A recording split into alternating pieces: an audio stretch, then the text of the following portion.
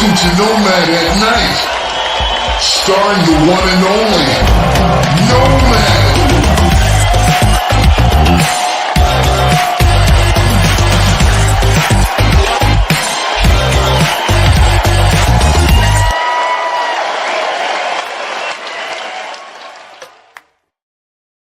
Yo, no maniacs. This is Nomad at Night. I'm your friendly host, Nomad, and I got tonight with me a special guest, but not a guest. He's always been a part of the family, but now he's doing his own damn thing on his own channel called Sports Chicago Style. And we got some exclusive content coming from Trip that we're going to debut. Well, not debut. He's got that stuff on his own channel. We're going to debut it on this platform, but we're going to hopefully get Trip to come back often to help build it up. You know, what we do is trying to help. Dude, we got a brotherhood going on, man, and we're going to try to help grow each other and plant seeds and flower each other, man. He's doing his own thing. Trips is extra effing talented, and I think you guys are going to find that out. So anybody that has not, you probably ought to go over to Sports Chicago Style and subscribe to his channel. He's only got 20-something subscribers. By the time this show is over, man, hopefully the No Maniacs will show up live and in living color and make sure he's got a whole bunch more subs than he has right now. He's just getting started. So go over there and show my brother that love. But, hey, welcome to the show, you guys, man. Listen, we got a hell of a show for you tonight because we're going to talk about what's on that thumbnail is there is really no time for vacation for Caleb Williams. You know, if Caleb Williams, you know, the hype is real, his talent is real, but in order for him to get up to speed to where he needs to be come game one, he's going to have to put that thing in overdrive. And I'm talking about overdrive, because all the stuff that we were hearing during the OTAs was the cadence issues, the chemistry issues with the offensive line and not, you know, just not being where he needs to be. And it's kind of like, if you listen to the reports, all hands on deck, you know, trying to get him ready for game one. And, you know, he's going to need all the time in the world to get himself together. And he's only got like 3 weeks. And so no vacation time. If it's a vacation, it should be a working one. So that's what we're going to talk about, but we got a few other things to get to before we get to that. But before I carry on, hey, by the way, before I pass it on to kids, right before the show, I was supposed to be writing notes. I told J2K I was going to be writing notes. I get over-prepared for a show. And so when we only going to be talking about 5, 7, 8, 9, 10 things, I'll have 20, 25, 30 things to talk about. So I have overkill. So we never run out of content during the show. And I was supposed to be getting those extra notes, but you know what happened today? Something odd happened. Rarely do I not come to a show and not have overkill as far as content bullet points to talk about. Today I went to the celebration of our brother Chris. I watched that video kind of for the first time, and you know, I experienced the exact same emotions I did during that live show. And I just want to encourage you guys that if you have not, if it's anybody in this chat right now or anybody within the sound of my voice that did not see that memorial we did for Chris, I encourage you, go and watch that. That was us being us in a real ass way. Celebrate Chris, man. And there's some real good nuggets in there, some absolutely tear jerkers. But it is more funny than it is anything, because what was Chris, kids? Absolutely hilarious most of the time. He was absolutely hilarious. So most of the time. Yeah, man. So I encourage you guys, go back there and watch that. Go back and watch that memorial we did for Chris, man. I hope his family watches that as often as possible whenever they start feeling down about him, man. It's only been a couple of weeks out, but I hope they're going back and watch that as many times as possible. Grandbabies, his kids, all of them. But I digress. I'm going to pass it over to the Canuck for some pleasantries. Well, Sunday, y'all. Guys, I had one heck of a weekend. My folks, my people, it was my close friend, like I call her like my sister. It was her birthday on Friday. She wanted to go to Montreal. So we did a show on Friday. Our show ended just around 8 o'clock. I said, peace to Nomad and Sean and Keith. And I was like, yo, you know what? I'm going to go get some drinks. And no sooner do I get a phone call talking about we're going to Montreal. So I'm like, it's like, I haven't eaten anything. We're creeping up on 9 p.m. You guys really want to drive 2 hours into Montreal to do what? What are we going to do? So we got in a big, huge argument. Long story short, I'm in Montreal. So like, I'm in Montreal. You know, it's a long story short. I drive to Montreal. Me and this one guy are racing all the way there. It was an awesome drive. I finally get there, and we've got nothing on the docket. So basically, we drive all the way to downtown Montreal. I'm driving around. We jump out, and like the plan was to maybe hit up some clubs, get some food, like do some cool stuff, see some sights. So we saw some sights, but most of everything was closed. Yes. Yeah. So most of everything was closed. I'm doing my thing. All I know, to make a long story short, I spent from the hours of maybe 1:30 at night to 6:30 in the morning just walking the streets of Montreal. I'm in massive, excruciating pain. I'm not the most fleet of foot or in the best shape. It was one heck of a trip, and I think I'll be feeling it all week. So, needless to say, I'll be drinking all night. That's basically my alcohol disclaimer for Sunday. That's my alcohol disclaimer. Anyhow, no maniacs, good to see you. We're gonna get into some Chicago Bears football with my guys here. We got Triple R in the building, holding it down with us today. J2K underneath, Nomad as per normal. We'll chop it up and just give a little bit of love to the folks out there. James Joseph, Mick Fat, Vizzo Joe. How you doing, Joe? How you doing? Joe Vizzo, Cliff Victoria's out there too, holding it down with us. Brian Hendren, how are you, sir? Mr. Brian's always welcome. Jay Grizz, J2K as per normal. I did mention him again, but I will mention him again. Jason's out there. Cornelius Squalls, number 2, No Maniac. Where you at, Plank? Plank, where you guys at? Chicago Sports Style, that's my man right here. He's holding it down with us. AC Adam. Who am I missing? Am I missing it? Dobbsy 34. What it do, Dobbsy? King Book of Worlds out there. Black Diamond. Hey, what it do, Petty? Hopefully everything is well, my friend. Squeegee's with us.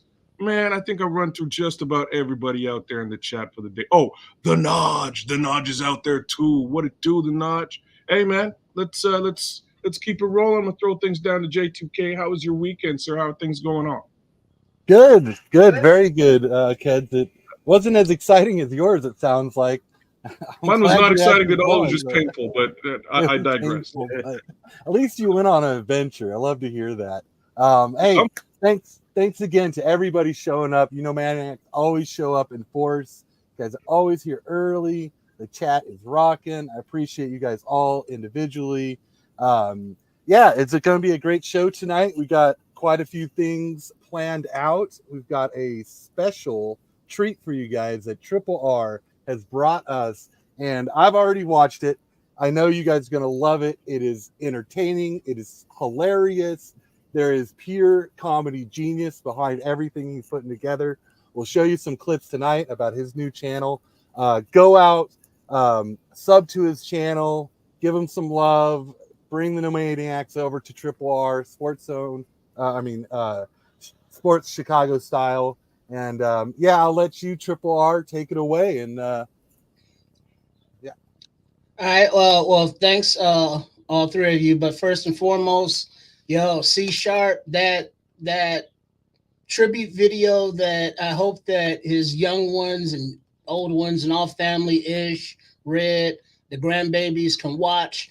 Not only now, maybe now is a little too soon, but in a few years. I mean, this is YouTube. That's going to be there.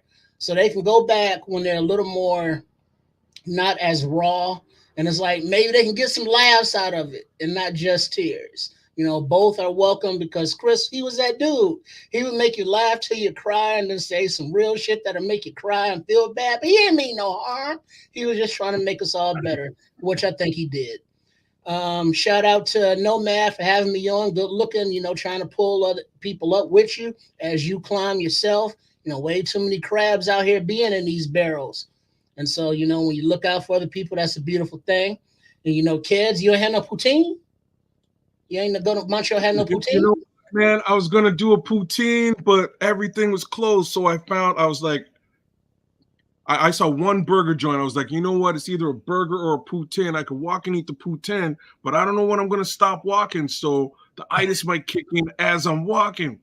No, burger is the meal of choice in this scenarios. And just a little foreshadowing, J2K alluded to it, but there's a little Trip Coon dough that you're gonna get your Canuck ass up and start sweating to with me as well.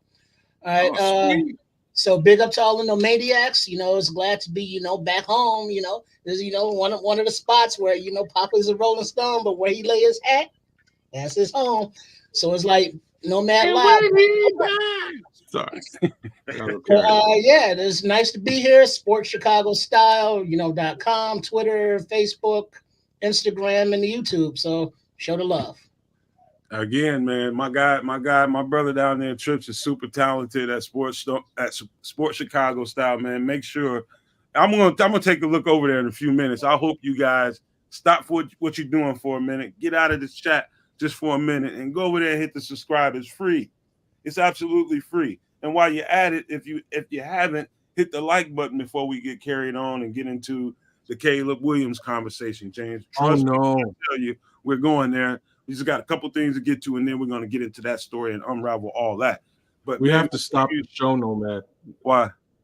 Because number 2 No Maniac Cornelius Squalls don't know what a poutine is.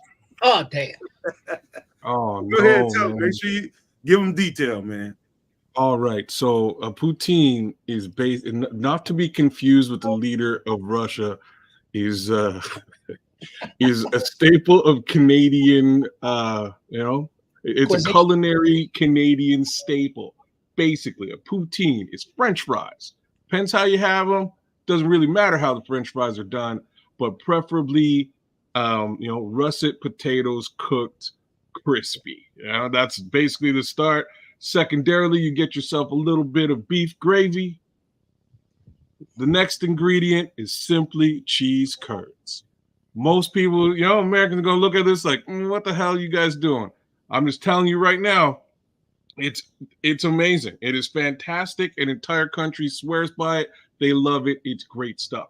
Now we're going to get funky now. If you're in Canada now Canadians are like, oh, like poutine's like, that's so passe. That's so 1990. We will put you name it on there. We'll put bacon in there. We'll put a full hamburger, chop that baby up, throw that on top. We will put sausages on top. There's, you get even funkier. So my guy downtown, shout out Lennox, big ups to you and Island Flavor. Island Flavor, my guy Lennox, he originated the jerk chicken poutine. Yeah, man. Fresh.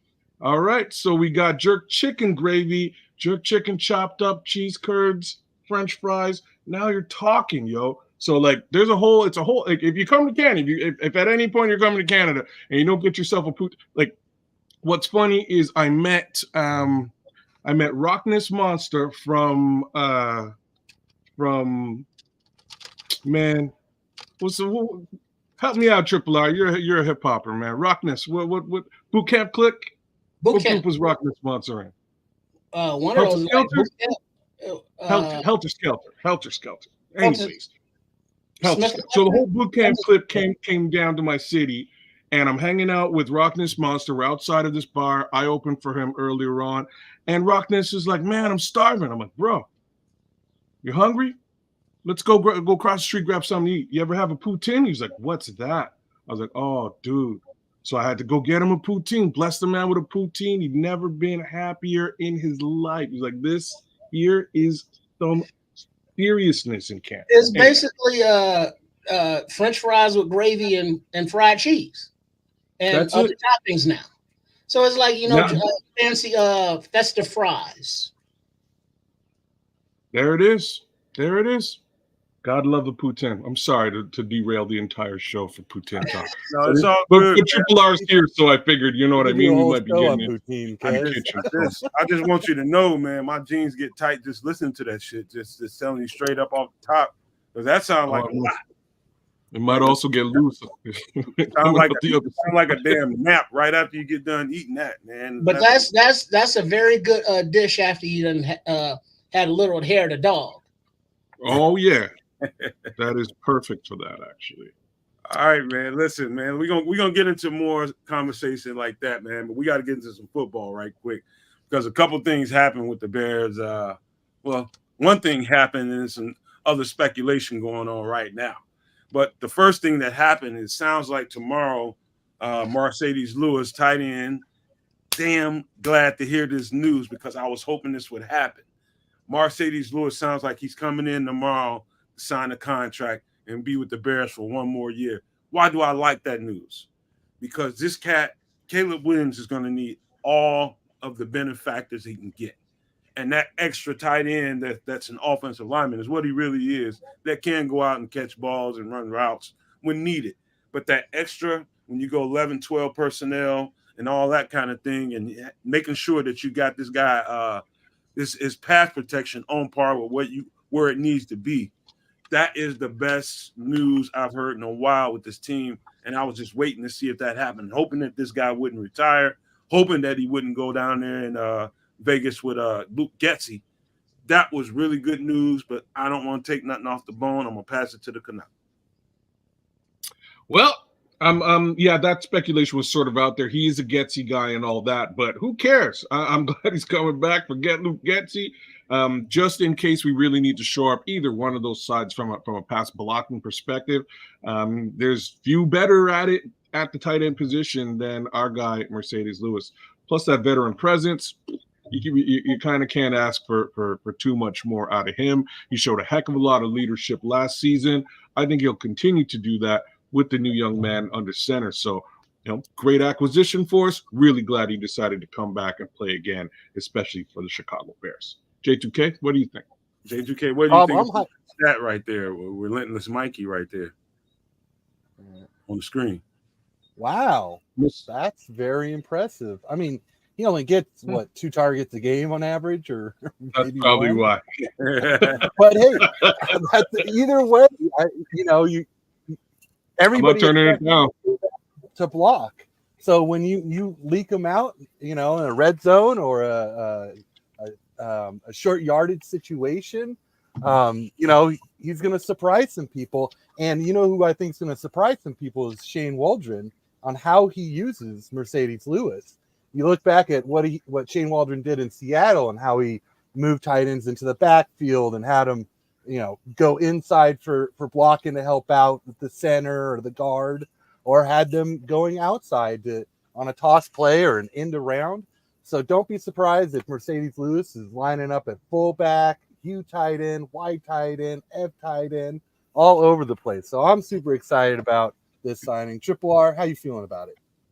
I appreciate his experience and veteran leadership, but I'm just surprised as hell that a 19-year veteran hasn't been beaten out by one of these young bucks. And it's like, okay, as long as he can still produce, and called on when necessary and, step up and make those catches, make those blocks, give the sage advice, cool. But it's like, man, this dude's a 19-year vet. And he's coming back like, yeah, I'm still up in this locker room. What's up, bitches? And it's like, right on, Marcedes, do your thing. Shit, if you want to ride in my Marcedes, boy. Well, you went pebbles with it. Damn. Hey, that was cool. Hey, the cat is an absolute stud when it comes to pass protection. And that's what you need when you're trying to bring up this rookie that's given this enormous opportunity with an enormous amount of hype surrounding him. You got to give this cat every opportunity available. And what's that extra opportunity that you can provide for him? Get probably the best blocking tight end in the NFL. How what surprises me is most guys at his age and where he is in his career, you got to think you got to be looking at one of these seasons to really attack going after one of those rings, right? I don't know if he got one I don't know if he was around long enough to get one with the Packers. I don't know if he was on that team. But if he hasn't, he's got opportunities to go other places. Okay, so good. He wasn't around for that last Packers Super Bowl. But the fact that he came to this team under these circumstances with a rookie quarterback, that says something to me. Not only, I don't think he needs the money. I don't think he needs the opportunity. I think he came back because of the basically the task and the fact that what they've built around this cat and what this defense can bring to the table. They got in a room together got on the phone together and said, this is what we think you can do for us. do you think this is the right situation for you, Marcedes? Do you think this team can start knocking on some doors, kicking some doors down eventually, and do something? Given what the Houston Texans just did, I think they got a gift in getting Marcedes Lewis into this building. I really do, man. I think Caleb Williams in particular got a gift for getting Marcedes Lewis in this building. So, man, that's a welcome signing. I was really looking forward to that and hoping that this cat didn't go to Vegas with Getsy. But, man, I'm telling you, kids, this is a big deal. Well, I don't know. You're hype about it. I'm glad you're hype about it. I'm just waiting. I'm just waiting for the season to start. Is really where I'm at, man. I think that tight end room is looking real nice, and they have the missing link right now. So I'm happy. I'm hyped, but way more hype about the wide receiver core. Let's be real. JTK, what do you think? I love it. I thought going into this offseason where we just had Komet as a sure thing coming back, now we've got Everett, who is a great pass catching tight end. And then we've got the yin to the yang in Marcedes Lewis. And, you look at what Waldron's done. He's got 3 veteran tight ends. They all offer, Komet's kind of a blend of the two, pass catcher, blocker, and then a blend. And I'm excited to see what Waldron schemes up with all this. Triple R. I would love to see a young Gonzalez, a young Hernandez minus the murder, a young, Kelsey, a young Kittle, something along those lines. Komet is good at what he does, but he's not that guy.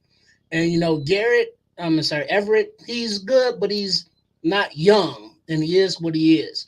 And Marcedes is Marcedes. So, that's just my own personal thing that I wanted to see, with a tight end that is like, oh, yeah, he's a tight end that, he controls the middle of the field. He's the perfect outlet guy.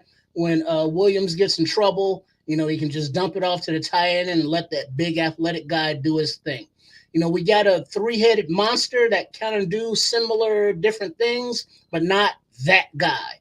But that's cool. As long as these 3-headed monsters can produce, I'm good with until we get that guy to have these guys, because you got the experience, you got athleticism, and you have previous production in the league, from all 3 of them, 2 and 1 more than others, but that experience and that athleticism is there, just not all in one player.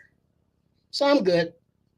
Yeah, man. I just think if there was an extra layer of icing that you can put on this cake, that was it.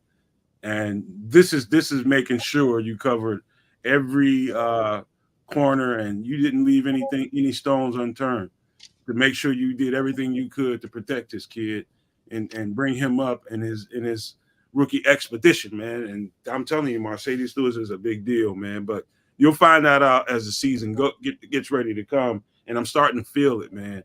Football is really right around the corner. Right around the corner. And I don't know who's getting nervous about, because a lot of our fans are still nervous that we didn't get that extra vet tight end yet. And, we're getting ready to go into training camp type thing. And here's my thing about it.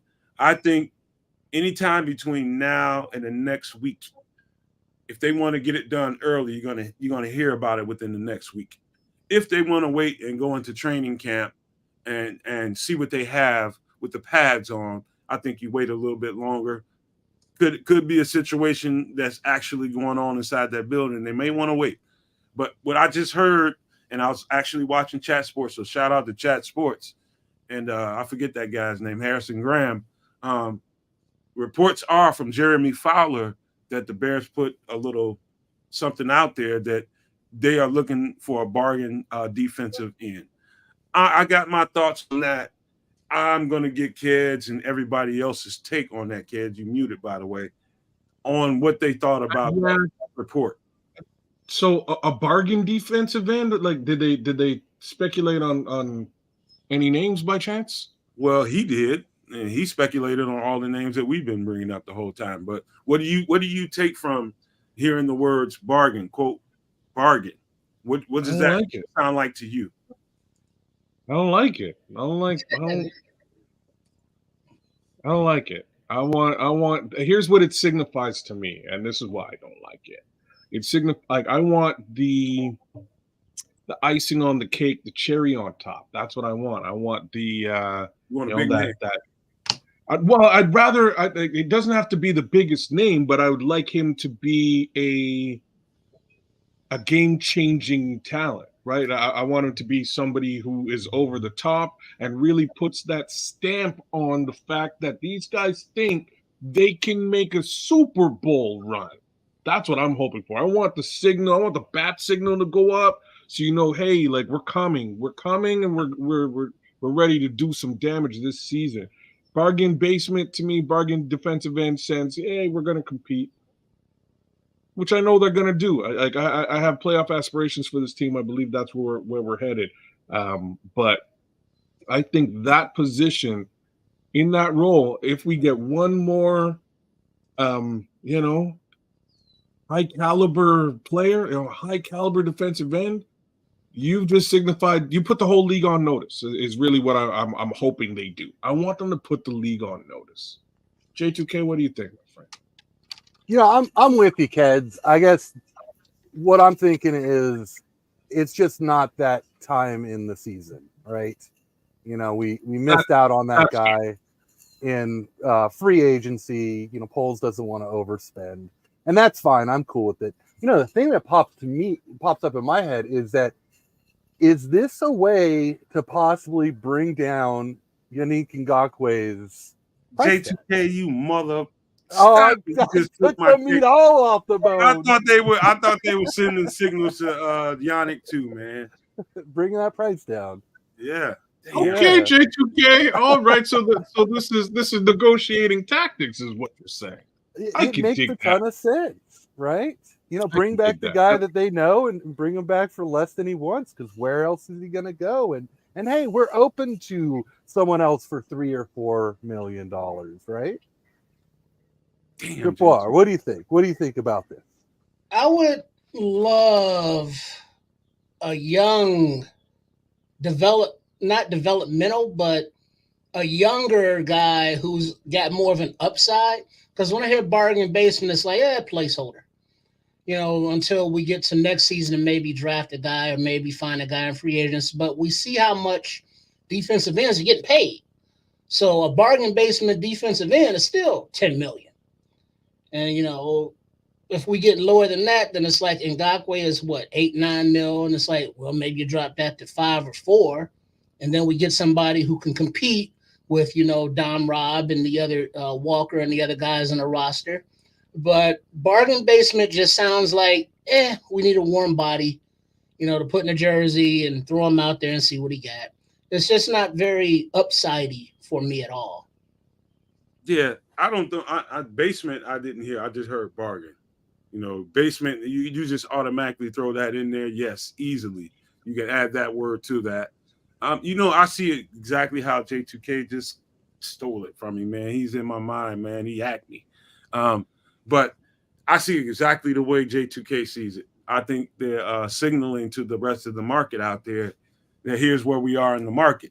We're down to 5-6 million, top 7, right? I think that's where we are in the market. And I think some people have been to the table already. And I think some conversations have been had.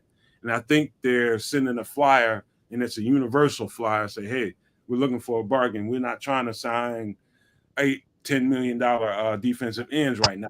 But here's my extra take to that. Maybe they're looking for the guy to get through the moment, and the moment could be to the trade deadline, J2K. Maybe we're looking for the guy to get to the trade deadline, and they have their eyes on a super target. Let's just say things start going well, the first part of the season, we get to where we want to be and we start looking like we want to look, and you really get that extra piece of icing on the cake that you're looking for, kids. And that's when they make the move. So maybe that bargain means get the guy for the moment and get to the trade deadline and boom, pop that cherry. That's what I'm thinking. It could be. That's interesting, right? Negotiation tactics.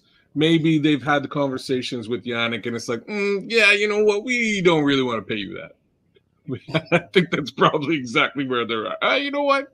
Let's put some noise out there so that he knows we're serious. We're gonna fill this position, and we're just not gonna do it at $10 million or $8 million. We'd be happy doing it at 4. I'm happy with that. So just throw something out there and see what takes place. And I think that's probably exactly what's gonna take place. We'll probably go another two weeks or so before Yannick Ngakoue comes back. It's like, all right, fine. Look, I'll take $5 million. Let's just split it in the middle. When do I start? You know what I'm saying? Basically, you know how Poles get that. Poles has got that, Pole steam, because he's got that Jew in him. So he's not writing no blank checks that or putting the salary cap in danger. So yeah, he's on it. The power of Poles compels you. The power of Poles compels you. Welcome back, Triple R. Oh man, jeez, Lord. Go ahead, J2K. About what I said. I think you make a good point that we could be looking for someone who's serviceable, and then maybe come trade deadline, because we got a pretty stacked team, and if we could just add one more playmaker to that defensive line, anything is possible, even with a rookie quarterback. So, yes, sir. So we'll see. So I'm excited to see it play out and see what Poles actually does. What's the master plan behind Poles? Yeah, go ahead, Trip. Yeah, I got nothing else on that. I filled it out with the Pole stain. I'm done. All right, so here we are. We're finna get into our exclusive content with my guy Trip from Sports Chicago Style. Man, he brought us some content over. We're gonna debut some of his stuff on our channel, and we're gonna see what Trips got cooking up. And I'm gonna shut my mouth and let Trips intro this thing. All right. Well, thank you very much. We got 2 clips tonight because I put together a little team over there at Sports Chicago Style. And so this is Chef Trips who wanted to do his thing. So go ahead and run it, J2K. Well, before you do that, J2K, let me shout out Aldo, my man, my brother Aldo, the Podfather Aldo, coming in with the $20 super chat. Keep up the good work, the great work. And you know what, Aldo, thanks to you my inspiration, and that's exactly what the hell we're gonna do, Aldo. So thank you so much, my bro. Big ups to the Podfather. You're an inspiration, my dude. On you, J2K. Hello. Welcome to the kitchen of Shea Trips. I'm the owner and proprietor, Chef Trips. Here at Shea Trips, we like to prepare the foods that we can no longer get because the restaurants have gone out of the business, or the persons that prepared it with the love have passed on. We like to make the dishes that are beautiful to our taste buds and a bit healthier than maybe the original recipes. We like to use healthier alternatives in our foods, so where we can avoid using those white devils.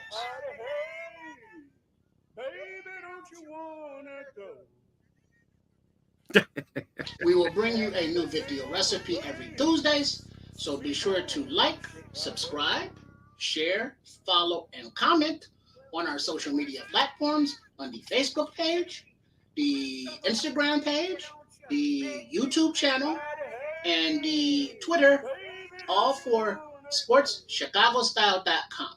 And if you have questions or would like to contact me for business opportunities, or would you like to see a recipe prepared with the healthier alternatives that you may want to try at your own abode, you can email at sportschicagostyle@gmail.com.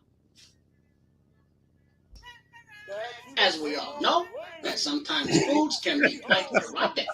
And now with the new rules on the Twitter, we are contemplating a paywall. So if you would like to see more of the eroticism in the kitchen from Shea Trips, you can support us on the Ko-fi or the Patreon pages. You go to our website at sportschicagostyle.com for more information. thank you for your time, and I look forward to building with you in the future about the beautifulness of the foods. See you next time.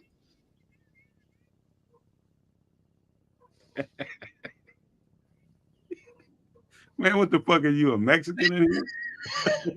I think Chef Trips, he's from Polish or someplace over by there. So like he went to Montreal too. Sound like Che Guevara. Shit, that's what he sound like. It looked like him too with that beret on. Shit. Oh my god. That's Look, so Victoria fun, can never Chris. eroticism in the kitchen. I can never see that now. I'm with you. Oh man. Hey, That's FFD says, wonderful. man, thank you for bringing him over in the kitchen for one night. Man, he's gonna come back and back and back. We're gonna keep doing it, keep debuting content. He's not the MFer in the kitchen no more, singularly. He's still the MFer in the kitchen, but he's a whole lot. He's like 1,000 more motherfuckers now. Shit. I don't know. As King said, cupcakes and chocolate nips. That's what I was about to throw up there. Nicely played. Nicely played, Kick Booker. That's pretty funny, man. Oh boy. That's pretty funny. So you got another round of that. You got, because that kind of lagged a little bit. You got another round of that coming on the other side of this when we get through with this Caleb conversation, right? Yeah, one more. Yeah, go Trips. Yeah, the lag, the YouTube, I don't know. But I mean, if you want to play it again, that's cool. But we got something else later that everybody knows that it's at Sports Chicago Style, .com. That's the YouTube channel and all that good stuff. So y'all can go there and view it and share it with all the people that you love and even the people that you hate, because it's going to make them laugh. It's going to make them smile, and it might even make them hungry.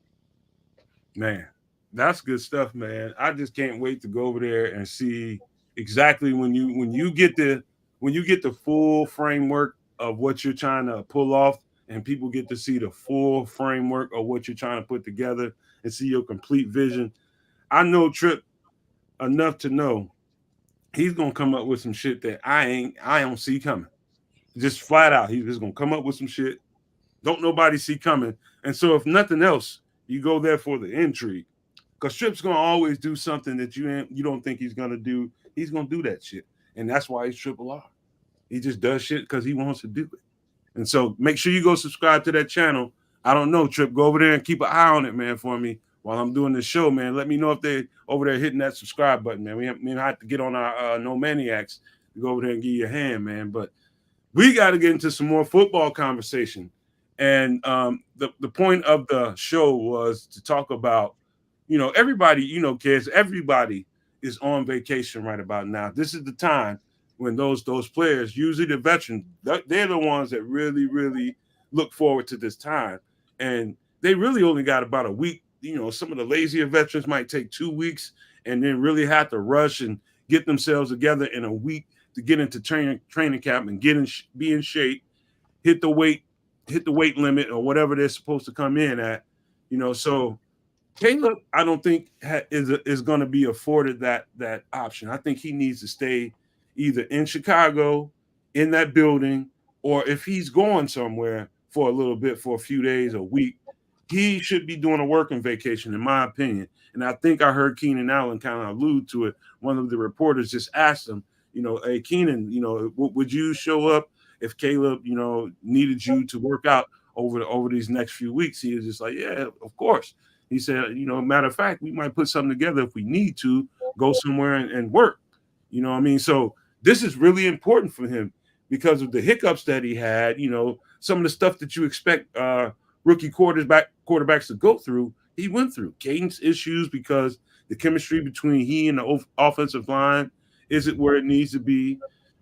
Chemistry with the receivers, them not knowing where to be at certain times. This is really, really important for him to make sure that he's in a space to where people around him are learning. He's learning. They're getting familiar with him. He's getting familiar with them. And so to me, I think it would be almost foolish for him to actually go on a vacation right now. He's got very, very little time to get up to par and meet the expectations that are laid out in front of him. So that's the point of this conversation, was to get into that part of it, kids. But go ahead. It'd be cool if he, It'd be really cool if they just did like a joint trip together, brought some guys out to some place, bring the families, make a thing of it. Workcation, staycation, whatever you want to call it. Just go out there, bring the wide receivers out there, bring some of the offensive line, and bring the families and just connect and marinate in football and fun. That's my little 2 cents there. I don't know if anything like that's going to go down, but that would be awesome.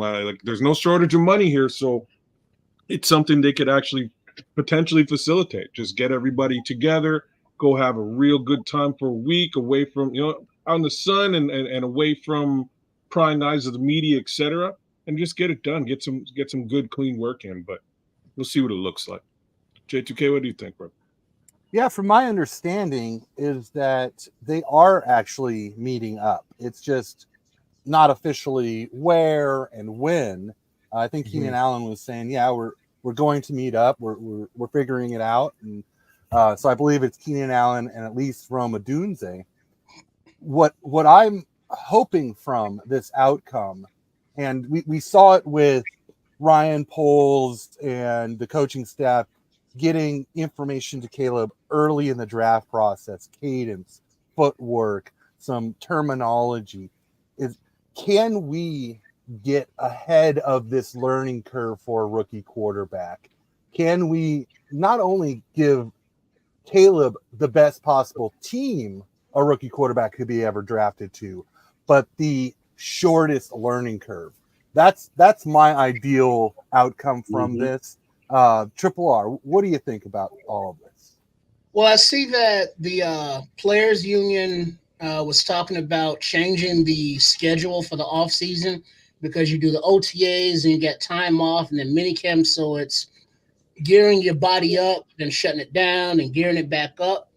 And so if he needs time, take these, 2 weeks, go decompress, get away from football, put your feet up, play top golf or putt, whatever the fuck you want to do. And then, come back because it's going to be a long, brutal season.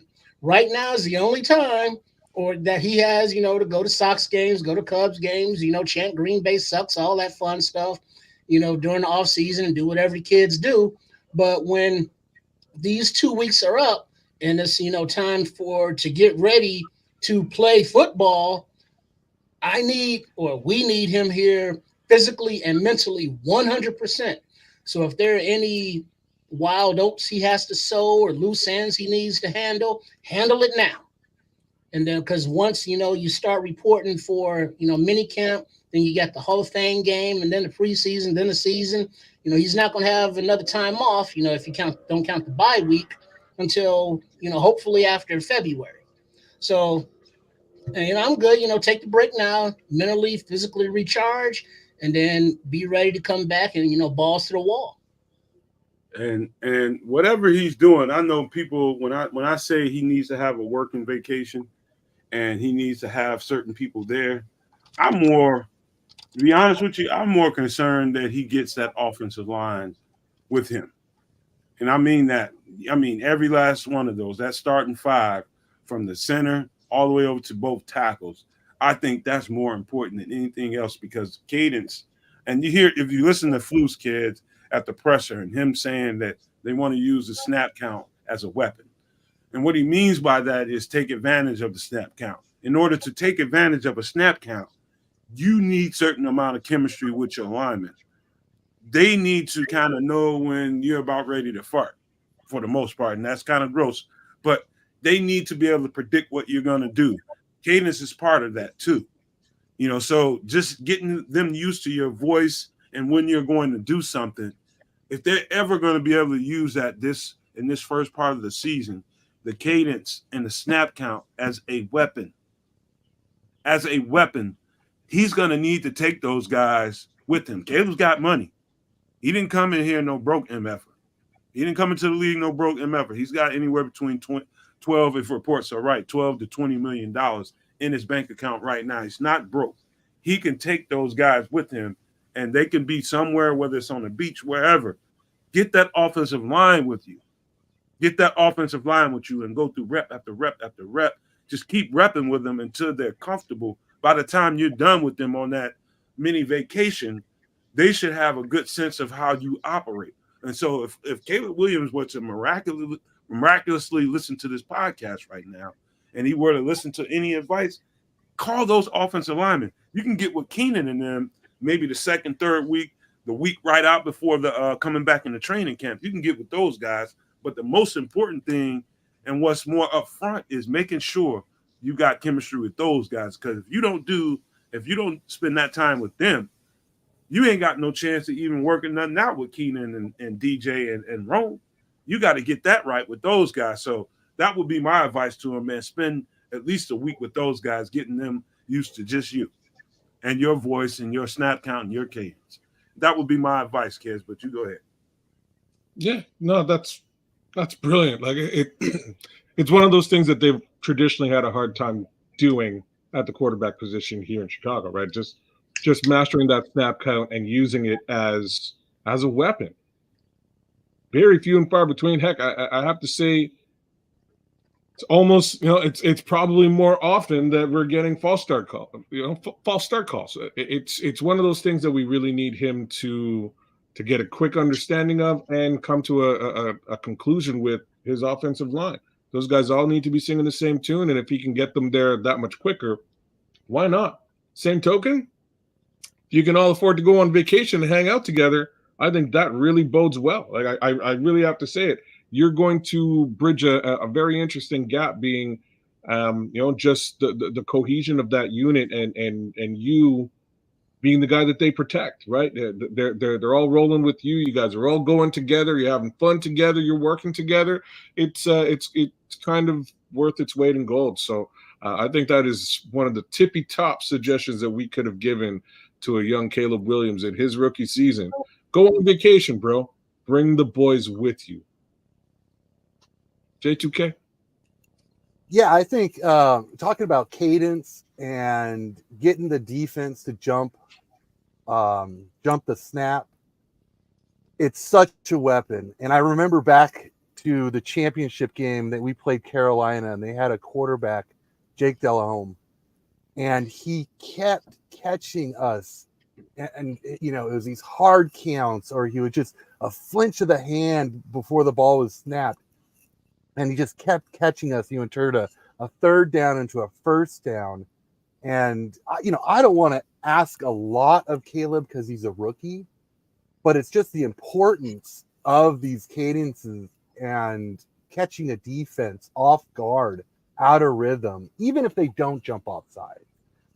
It's such a weapon. And if that could be something, in addition to shortening that learning curve, that Caleb could bring early into his career, let alone game one, man, that would be awesome. Triple R, what do you think about all that cadence talk? Yeah, that Nomad brought up that, these NIL kids, they papered up already when they come into the league. So, yeah, that's a good idea. Get a Airbnb at some tropical location, bring the whole offensive line, take it back to the old school where, like in the dorms, the football team be hanging out, busting spades, doing all this stuff, going to the neighborhood girls who got the car and go get some pizza and stuff, and just bond and off the field and learn about each other. And if the friendships develop, cool. If not, they got beef, cool, but they learn how to work and play together.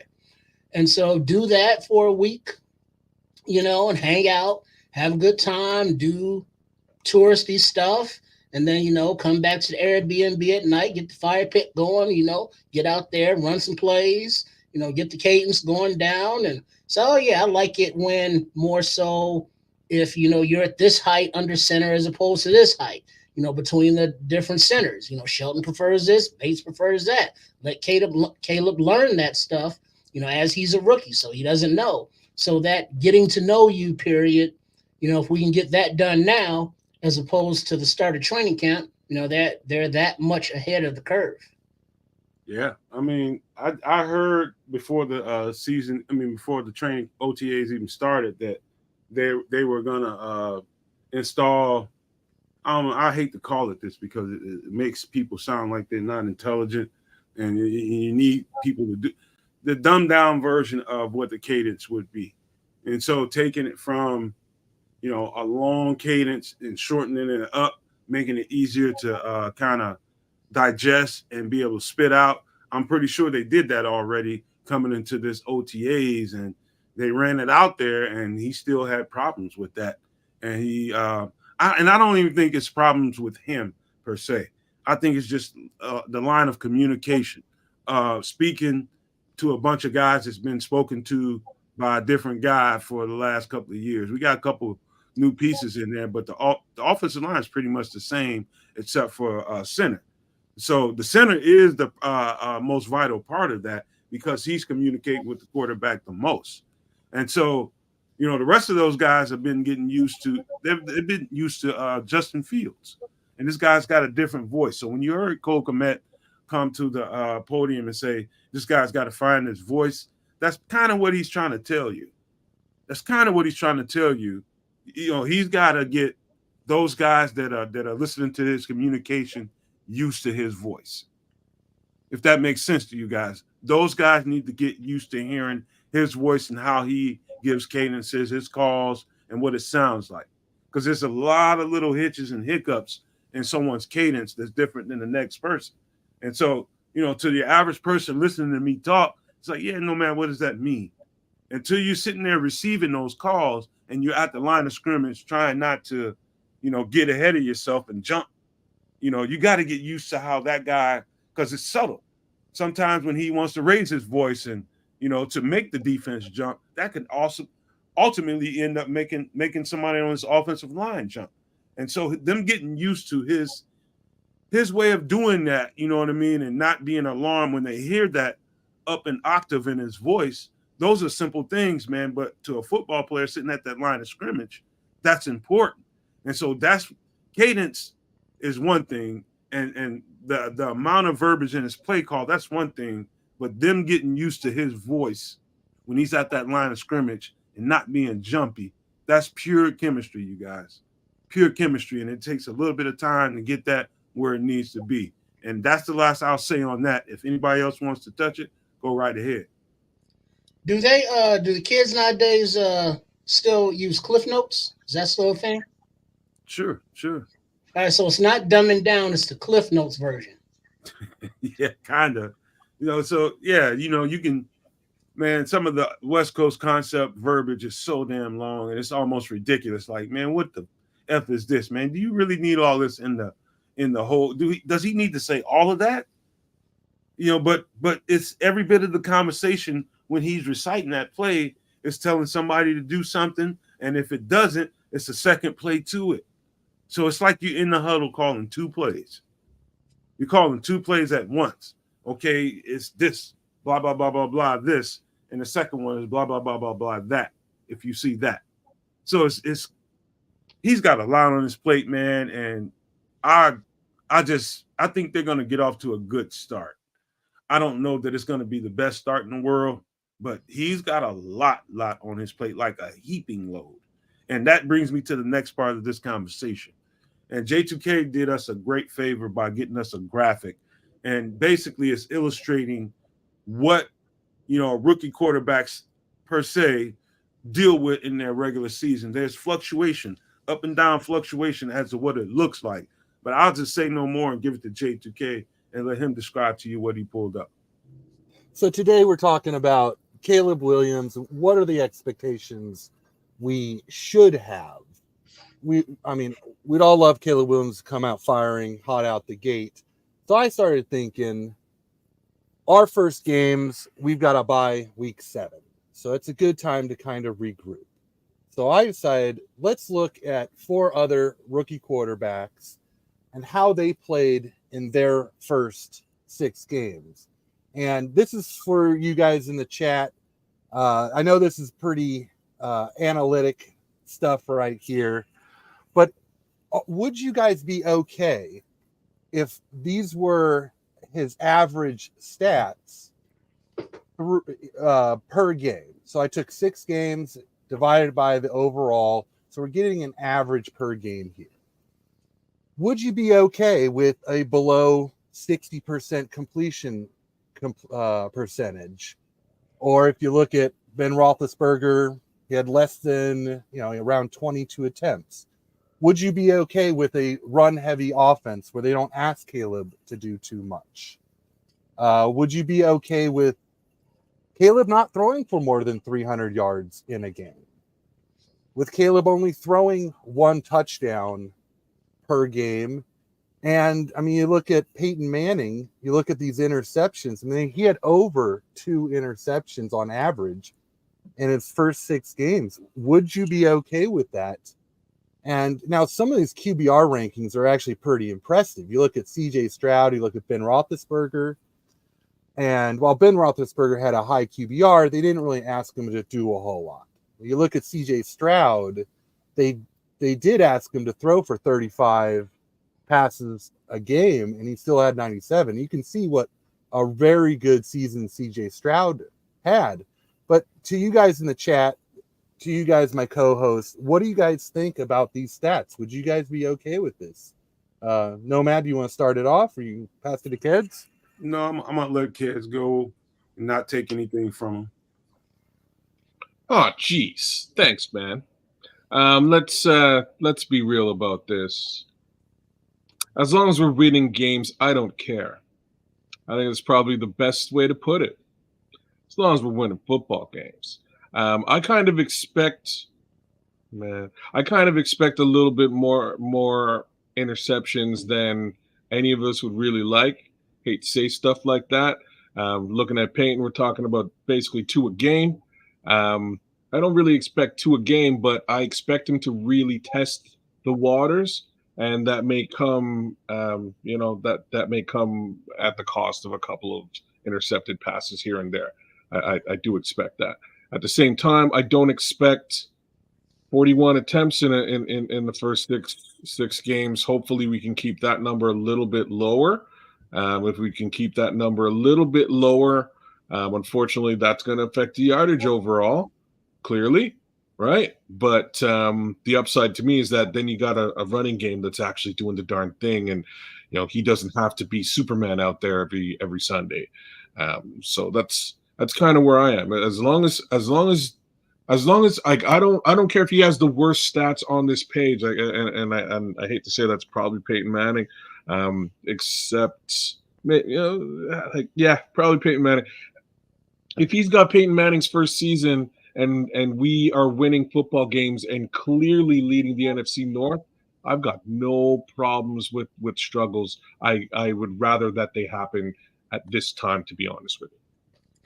I'm not a stat guy. I'm not a fantasy guy. As long as we win, that's all I care about. If he is the generational talent that everyone says he is, or the Superman that he says he is, I would expect better numbers in this. And with Ryan Poles saying that you win because of Caleb Williams as opposed to with him, I would expect more than this. And yes, it's his rookie year, but hey, he was so big, he skipped the goddamn combine. He had to do none of that shit because he was generational. Show me generational. And until then, it's kind of like, okay, whatever, dude.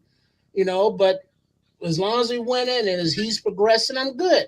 But if he struggles, kind of not expected, but okay, you're rookie, get a little leeway, but you got to keep progressing and you got to keep developing. So it could be a bumpy start, which is fine as long as the finish is a lot stronger. Well, you know what? I'm gonna respond to this the way I responded to J2K in the green room when I walked in the green room. He had this up and we were talking about it. And I always get on you guys in pre-show, but like, man, don't unload before the show, man. And he had me unloading before the show, and I think it's a game by game basis, right? I think it's about taking it as the game comes to you, right?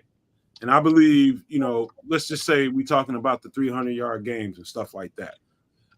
There's going to be games where it's absolutely going to be called on him to throw for those 300-yard games. Absolutely. And there's going to be games where he's going to have those 180, 175-yard games where it's going to be a run-heavy game.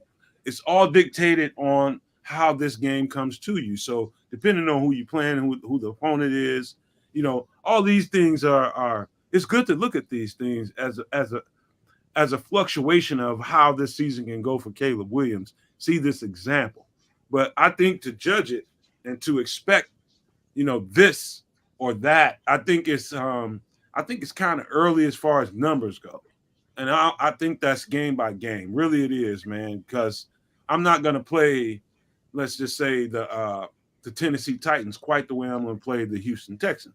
Those are the first 2 games of the season, and so I think it comes to you in a flurry, and it all depends on how they play you in that first half, right?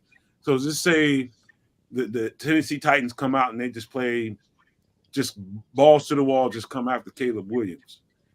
How do you adjust to that? And what does the game dictate for your quarterback to do in the second half? That kind of thing is what came to mind when I saw this graphic, and J2K mentioned it to me. So it's about really feeling the game, which is what freaking Luke Getsy did not do at all. He had no feel for the game when he was here. This offensive coordinator needs to be able to feel the game real time in the moment and be able to adjust to it. We had no sense of that the whole time Luke Getsy was here. So that's what I think. That's my answer to everything J2K just proposed. It's about the game basis. I'll pass it to kids.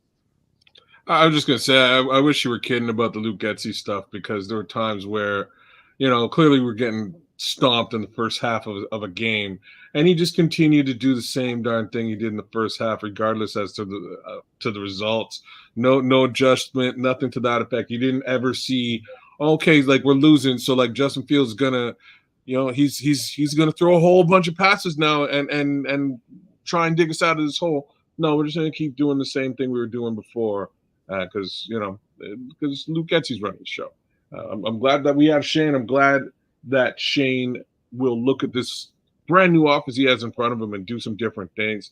Something I wanted to touch on is the offensive line with Shane. Shane was working with a pretty lackluster offensive line where he came from. So coming here and working with the guys that he has, hopefully, I think we're going to see a little bit of a shift on that offensive line and what they're capable of. So hopefully that all comes back down to success for Caleb early in the season. But I do want to touch on some of the generational comments out there in the chat.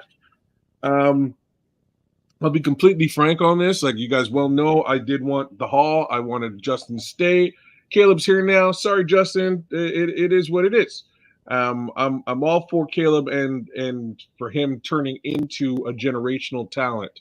I'm just not so sure that we're going to see it in the early onset of this season, perhaps towards the end. But I'm not really looking for that. I'm looking for wins. I'm looking for caliber. I'm looking for footwork. I'm looking for him to utilize the middle of the field, slants, etc. There's a lot of things that I'm looking for, but generational isn't necessarily going to be the word I'll be using in the first 6 games of the season. Trip, what do you think, bro? Yeah, all of that and the above is, everything now is just a lot of lip service, because it's like, man, snap the damn ball. Let's go. Let's play. But let's enjoy summer, while it's here. And then, when football season gets here, and then we get into it. But right now it's chill. It's chill. Just a lot of numbers, a lot of speculation, a lot of hope-templation, a lot of contemplation. You know what, Trips? In the graphs right now, just put in the chat. I'm gonna read what he says. In the graph says he has a defense and pieces on offense.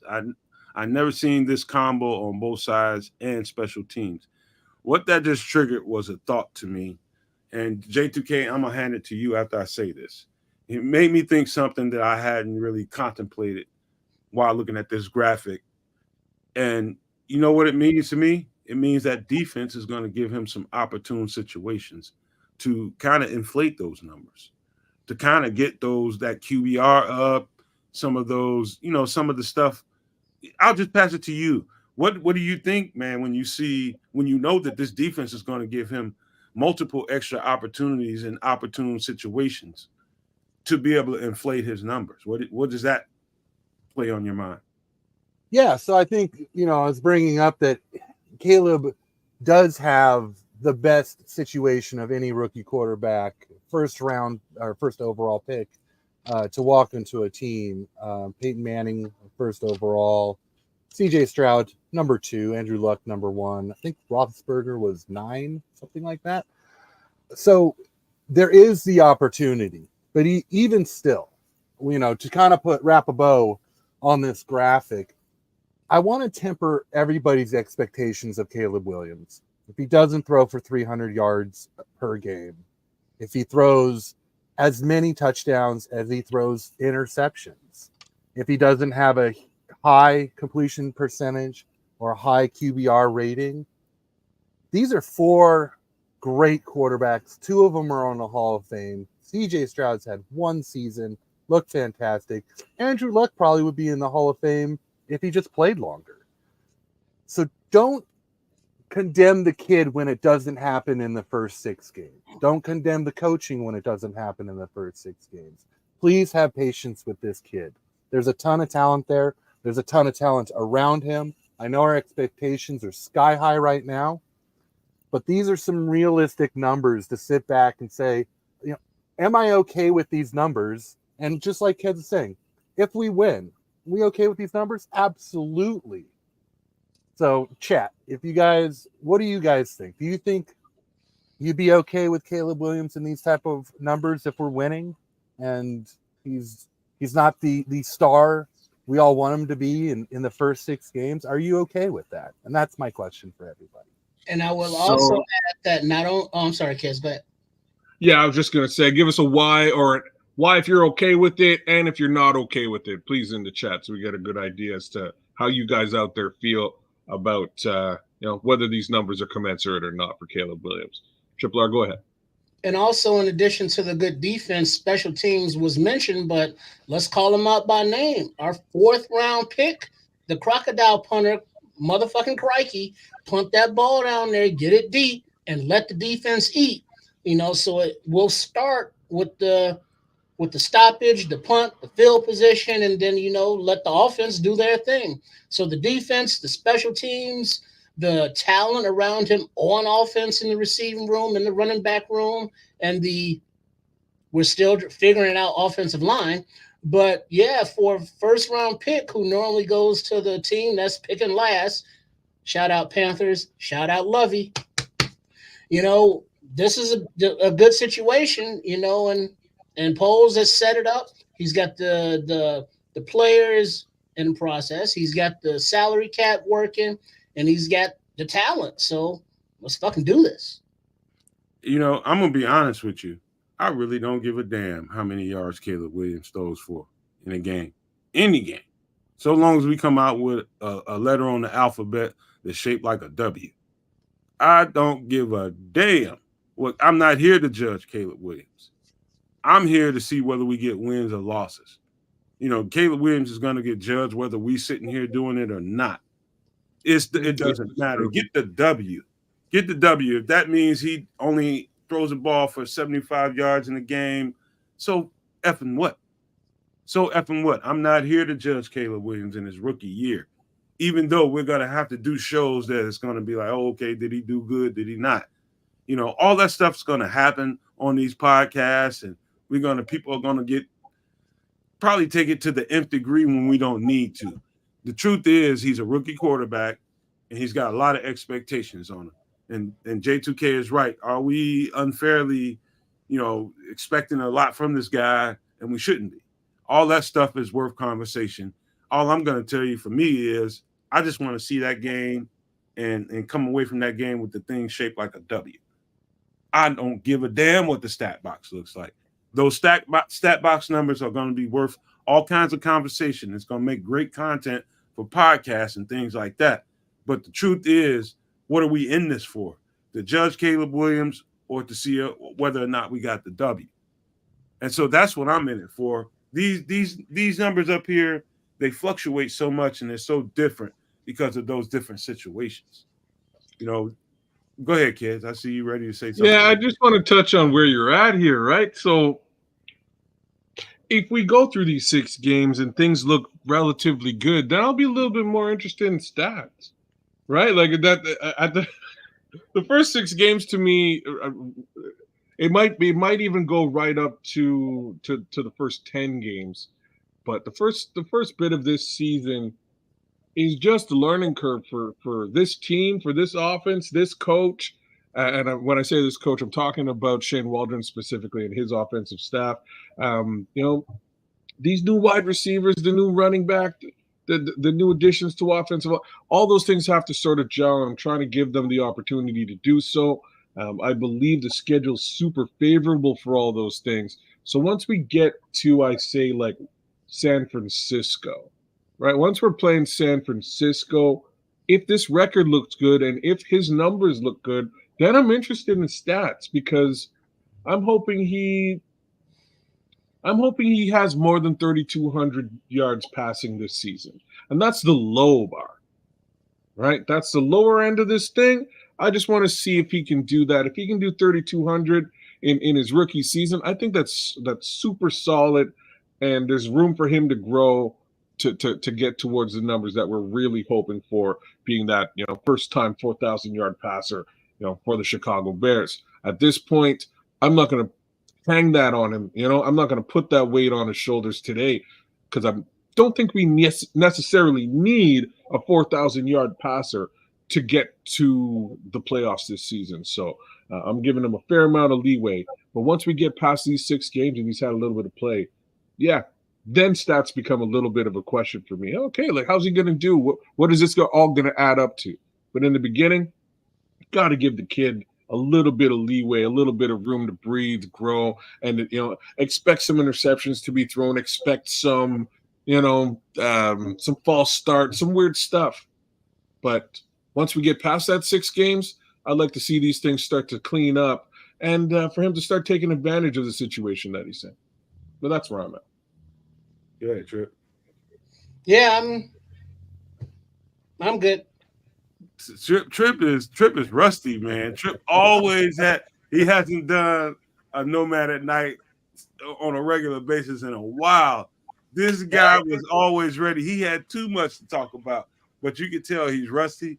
We got to get you back in the flow, man. We got to sharpen that iron, Trip, man. We got. Well, there's that. I mean, it's just all kind of stuff I want to see, but that doesn't necessarily make it a reality. So it's kind of like I want to see this and I want to see that. As long as we win, I don't give a shit, But if he has awesome numbers, but we're still losing, is that a good thing? Exactly. That was exactly my point. Instead of the now we've got Hard Knocks coming into town, and they're gonna really exasperate the whole thing. They're gonna really exasperate the whole thing when they come into town and really put the emphasis on Caleb. And so, Lord, I don't think the fan base really understands the amount of pressure that's gonna be heaped on this cat. And fair enough, I guess, because this is the choice that Ryan Poles made. He put a built roster together and put a rookie in front of it. He's gonna have to perform at times, overperform for a rookie, right? He's going to have to overperform at times in order to get those W's. I'm not saying that so that he meets everybody's expectations. I'm talking about the fans and all that kind of stuff. He's going to have to overperform to meet the expectations of the organization and the team, not us. We're on the outside ringing bells and talking all kinds of shit. But the truth is the expectations inside that building are high. They're very high. And in order for him to get to where they need him to be, he is going to have to put in overtime in this offseason, in these 3 weeks, month, up until it's time for them to start getting into real football. He's going to have to go into overdrive with the film work, with the training, with the offensive line, getting together with the receivers. All that shit's important. I want to see this cat get off to a flying start, but there are steps he's going to have to take. And that thumbnail was made for a reason. There is no time for him to take a vacation. Cancun, I don't give a fuck what they doing down there. Lil Jon songs and shots, and then no, you ain't seeing none of that. You ain't seeing none of that. Dude, you got to go to work because you just was gifted a situation that not a rookie in the league's history was gifted. A team built like this, a number 1 overall pick. You were just gifted. And I think listening to this cat, what's refreshing about him, guys, is listening to this cat. And I think he knows the depths of what he's getting himself into. And I think he's trying to, as best he can, for a kid his age to get prepared for it. I think he's trying the best he can. What am I here doing, talking about, is giving him some kind of extra something. Now, I'm sure somebody has already told him, but just in case, get those offensive linemen somewhere with you and start getting to work with them. And so you got that part of it knocked out and you're not worried about that. Now you can get to the next part of what you need to do. And so for this conversation, I just want to emphasize that before I pass it on to the Canuck. I just got Little John songs screaming in my head right now. I could probably use a shot myself. Yes. And I'm just thinking, like, man, like, there's no way he's not going to go. There's no way he's not going to go partying in some capacity. Like, you just got signed to a football team. It's your first time. You got a little bit of time to yourself to go and have some fun. Man, I hope you go have some fun, young man. You go. Don't listen to no man. Go have some fun. Yeah. But listen to me. Bring your whole team with you. Go have fun with everybody. Bring the work with you. Get the work done too. Do a little bit of both. It's called hybrid. Do the hybrid thing. Do both of them things. That's where I'm at. Chip, what do you think, bro? Hey, how does he do it? Give it fierce. Wow. Bear down, y'all. Bear down. And just to put a bow on this graphic here, to kind of tie this all up, we keep saying if he wins, we don't care what the stats are. And I agree 100%. But what if we're losing and these are the type of stats we're looking at? And I foresee, and it's a conversation for a different podcast, a different time, but Eberflus is going to be on the hot seat. Is Shane Waldron really a good offensive coordinator? Should we have traded Fields? All these questions, all this negativity is going to come down on us if we're 2-4. And if we're looking at these kind of stats at 2-4, it's just, it's not going to be fun. It's not going to be pretty. But I'm tempering people's expectations that this may be the case and give it time. This is a rookie quarterback, the first-year offense.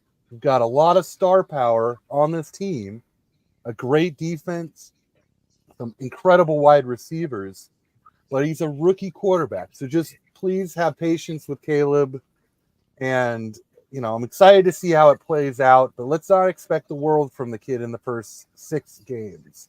I hope he can play well, and I hope he can justify not taking the haul, trading Justin Fields, moving on, all of that kind of stuff. I hope he does. And I'll be there with all of you guys to watch it unfold. Okay. Yes, so you will. And you had to. Sorry, go ahead. No way. No, I just wanted to say before we end up moving on to another part of something I wanted to say. Who do you see? I'm going to ask the chat. Give me a name. Who do you see more than likely Caleb Williams' best comparison on this graphic? Whether it be Peyton Manning, C.J. Stroud, Andrew Luck, or Ben Roethlisberger. Who do you see Caleb? And it's just your own opinion. Who seems, according to what you know is set up for Caleb Williams, the infrastructure, the players he has around him, the defense, special teams, everything that you see going on around him. Give me your estimation of what's the best comparison as far as these numbers in this graphic goes. Who's that guy on this graphic that you think is more than likely Caleb Williams' best comparison? Just give me that before I go to the next thing we need to talk about. Give me a name. Peyton Manning, C.J. Stroud, Luck, or Ben Roethlisberger. So, be honest I'm with hoping for C.J. Stroud because he had a hell of a rookie season. I'm thinking C.J. Stroud. Yeah. We better built than C.J. Stroud's team was right now, to be honest with you. I would like it to be Andy Luck. I'll be honest with you. That's the guy that I would like. If he plays football anything like that, and I could see it happening, that would be very interesting. Hopefully he can, hopefully he has a better offensive line. That's basically the only way to put that one. So Ron Collins says none of them. He said Caleb is Aaron Rodgers. Oh my I God. wouldn't argue with that either, but Hell, I wouldn't even be mad with Roethlisberger, minus the whole bathroom love making thing.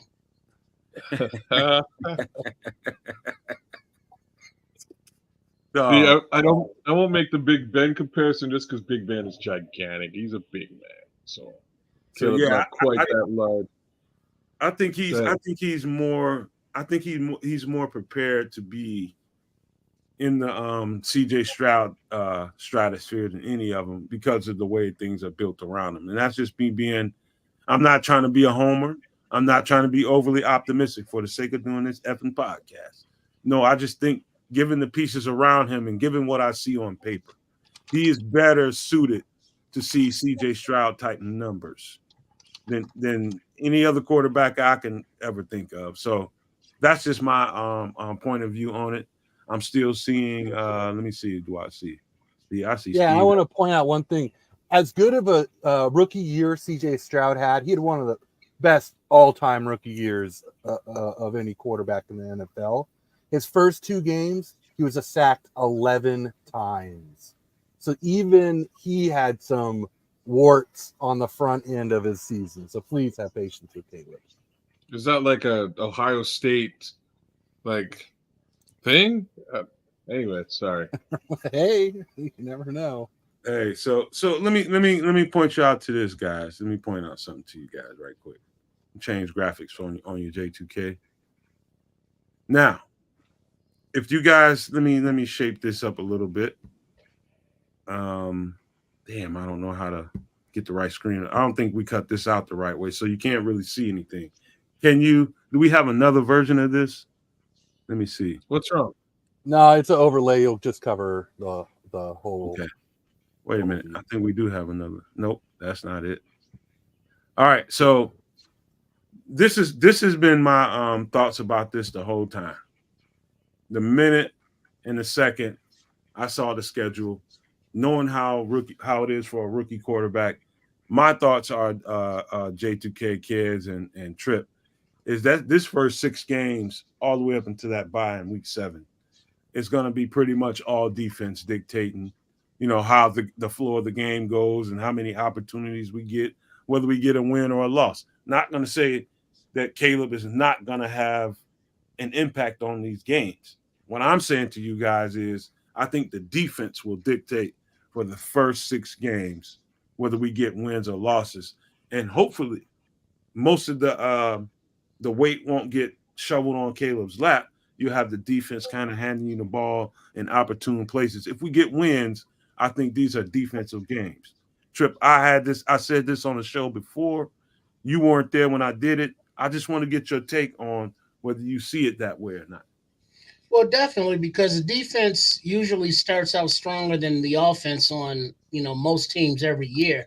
And considering the way this schedule is set up, if the defense can carry, the first 10 weeks to give, Williams the time to not hit the rookie wall, but adjust to the game, the speed of the game, able to read some defenses, know what's going on out there, have his feet wet.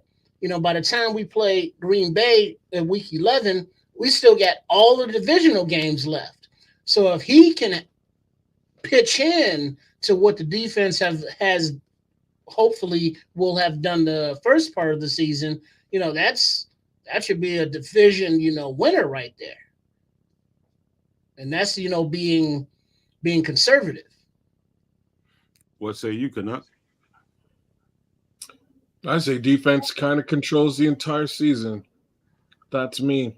I think this defense is that powerful, and that's really part and parcel as to why I'm hoping for that, that elite pass rusher on the other side of Montez Sweat. That's really what I'm hoping for. I'm hoping that defensively they put all of these teams on notice, and I think they have the ability to do so with the slight exceptions of maybe the San Francisco 49ers maybe Detroit, but we've been eating Detroit lunch all last season, and I don't see that stopping this time around. I'm just saying, to flip it the other way, if you're looking at offense, stack a very competent offense on top of the defensive performances from last season, and I think you got something. I think you got a playoff team, and I think you might maybe have something that might go a little bit deeper than just the playoffs. So I say defense controls the whole season, not just those 6 games. What say you, 2K? Yeah, I think, those first 6 games, the defense has to control the games. But I love this schedule because we get Caleb's feet wet with those first 6 games. We get a bye week. We get to self-scout. We get to switch up the offense however we need to. And it just so happens week 7 is the trade deadline. So if there is a time to bring in somebody through a trade into week 7, we've got a little bit of a buffer to get them up to speed. And then overall, the schedule, love that our division's on the back end because cross your fingers, Caleb Williams starts playing like we all hope he will. The defense is rolling. If we can kind of be in that 500 range by around week 10, we could finish out a little bit better than 500. Playoffs are very possible. And I don't want to get too overzealous, but if we can get into the playoffs, anything is possible with this team. Just B, I don't know why the Colts game worries you so much. The Colts games, I think I heard J2K mention that. Is that one of the games you said you were worried about? You were worried about J2K? Well, I never like over pronosticating the teams on a schedule because so much can change. Teams evolve in those first 4 to 5 games. We kind of figuring out what works, what doesn't. Injuries happen. But I do think that the Colts are a well-built team, and Anthony Richardson is someone who there's a ton of talent. There's RG3 talent behind that guy, but is there RG3 injuries behind that guy? And that's a big question. But I do think it is a well-built team, underrated team, because they lost Richardson last year and rolled with Gardner Minshew and still had a pretty good season even after he went down. So before you stop, I'm gonna pass it right back to you, J2K. Bear Truth 9. He has a question. Here's a question: how many non-division games do you see us as lock wins? He says he sees 5 of them. What do you see on the schedule? Let me take this down. He said non-division games. He says he got 5 lock wins. Non-division games. I see 1, 2. No, I see 1, 2, 3, 4. I see some games on here, but I'll let you respond to that. Me? J2K, yeah. Oh, okay. Sorry. I was kind of following along. I think it's too early to tell because, a team like the Cardinals last year, I thought would be an easy win. This year, I think they're going to be pretty good. I loved what Washington did in the offseason, and I thought they were a pretty easy win last year. Now, the Patriots, sure, I'll call that a lock win because I think they're in kind of full rebuild mode. Carolina Panthers, that's another team. Outside of that, I think NFL is just too much any given Sunday, and it can just go a bunch of different ways. I think a lot of it has to do with growth and health and just overall scheme and play calling. Okay. Anybody else want to touch that? Because yeah, there are just so many variables between now and then. Who makes the team? Who's healthy? It's like, well, like you're reading another Spades reference, but trying to count how many books you got. It's like, well, the Titans, they kind of suck. The Texans, they were pretty good last year. If they keep that momentum up, they might be a better team. The Colts, Richardson, is he back? Isn't he back? We don't know. LA, they've had some turnover. The Panthers is like, yeah, they suck. The Jaguars, who knows? Washington, they added a lot to their team, but they're rolling with the rookie quarterback or a placeholder. And Kyler Murray, hey, he's gonna be playing Call of Duty. And the Patriots, rookie quarterback which rookie quarterback are they going with? So who knows? So it's like I don't know right now. I don't know. I'm a kid. You look like you're ready to say something. Yeah, I'm just kind of looking at it a little bit differently. I guess there's kind of two ways I look at this. There's the teams that I think that we're gonna win. There's a sort of guaranteed wins, and I think that's four. And this is just for the teams out of our division. I kind of split the division in half, but outside of our division, the remaining 6 games, I'll be frank here, I think they're all games we can win outside of our division. I believe the Texans give us a real challenge. I believe the San Francisco 49ers give us a real challenge. I believe that as well for the Rams. And I also believe that Arizona will give us a challenge, as will Washington. So, those games are very interesting to me, but I think we'll do better than split those games. That's where I am. I think they have the ability to win 4 out of 5 of those games. Hopefully that's the case. Well, I'm kind of like Nick Rimbert. I think we get 6 or 7 wins, non-divisional. That's what I feel about it. He kind of spoke my mind when he said that. And I don't think, there's a lot of people that would really kind of, because it's a rookie quarterback, I think a lot of people tend to feel like, yeah, I don't know how optimistic I should be.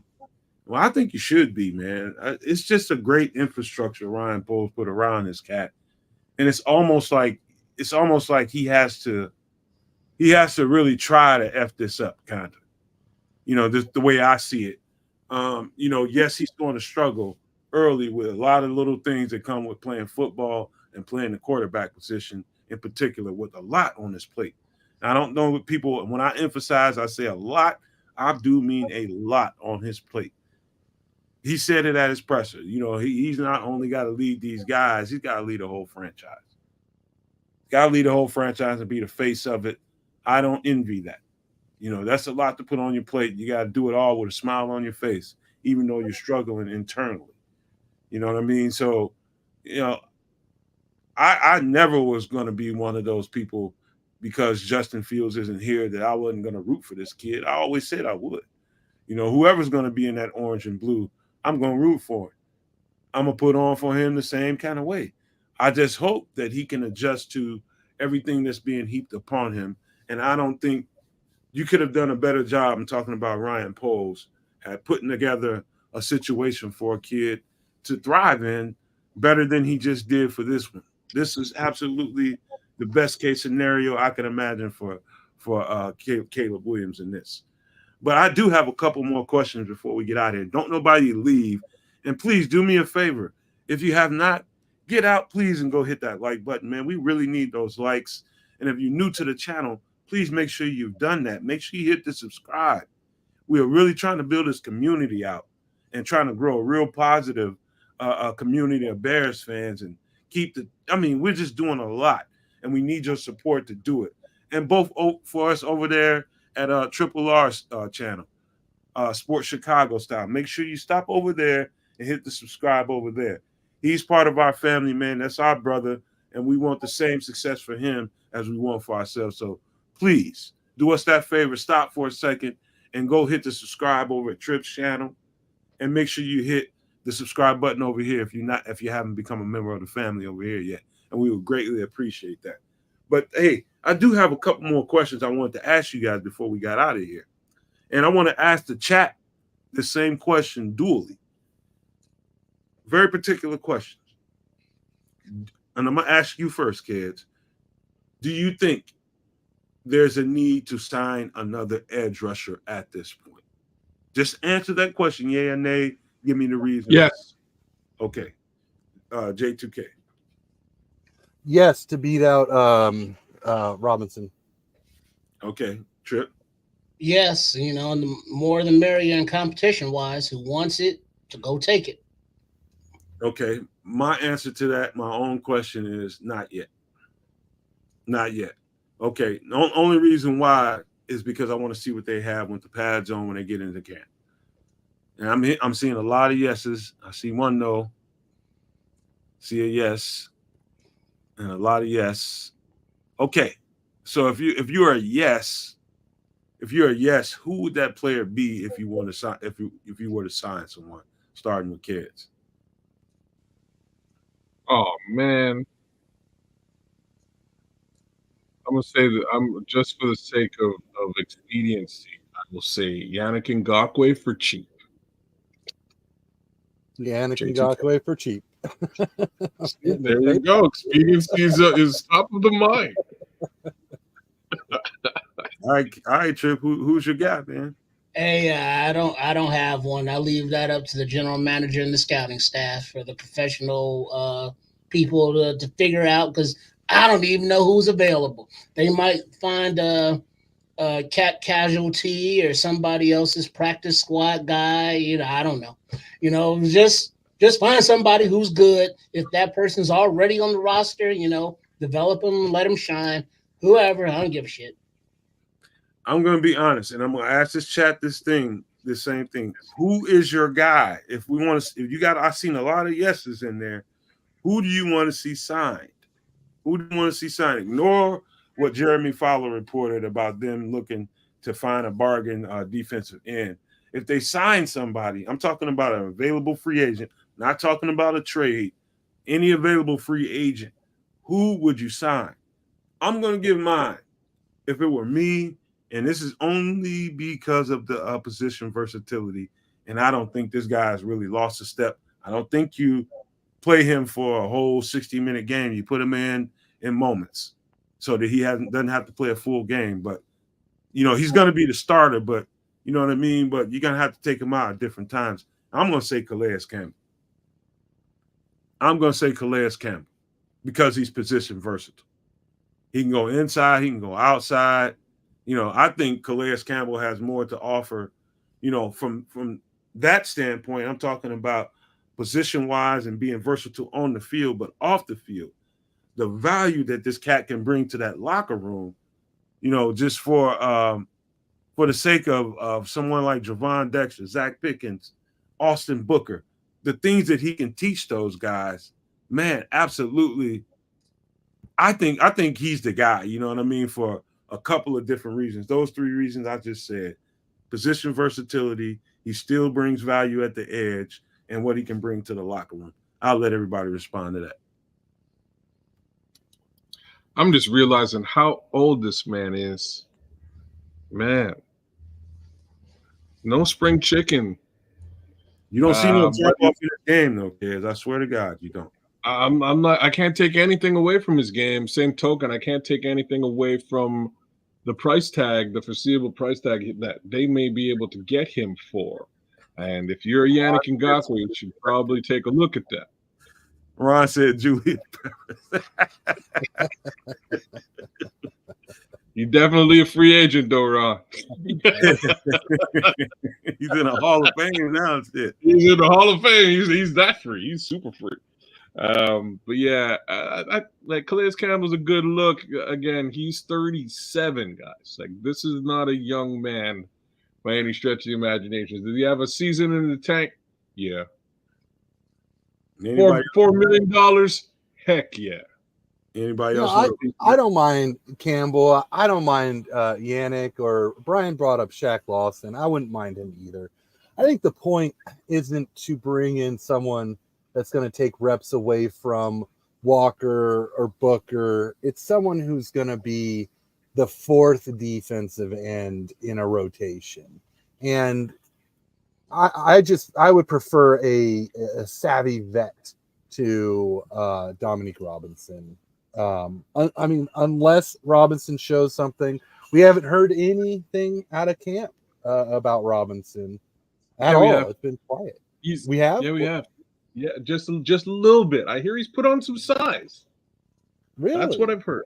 Yes. Okay. I All hear right. All right. There was a Well, bit of a comparison between whoever I was listening to. I wish I could remember who I was listening to, or I'd give you credit right now. But they were talking about Gervon Dexter's change in body, right? His physical change and how he's more svelte and leaner.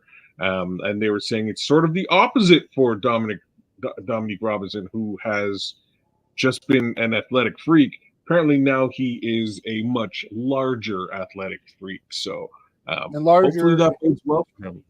larger in the sense that he's put on muscle, or I believe put so. on a little belly. I think he's put.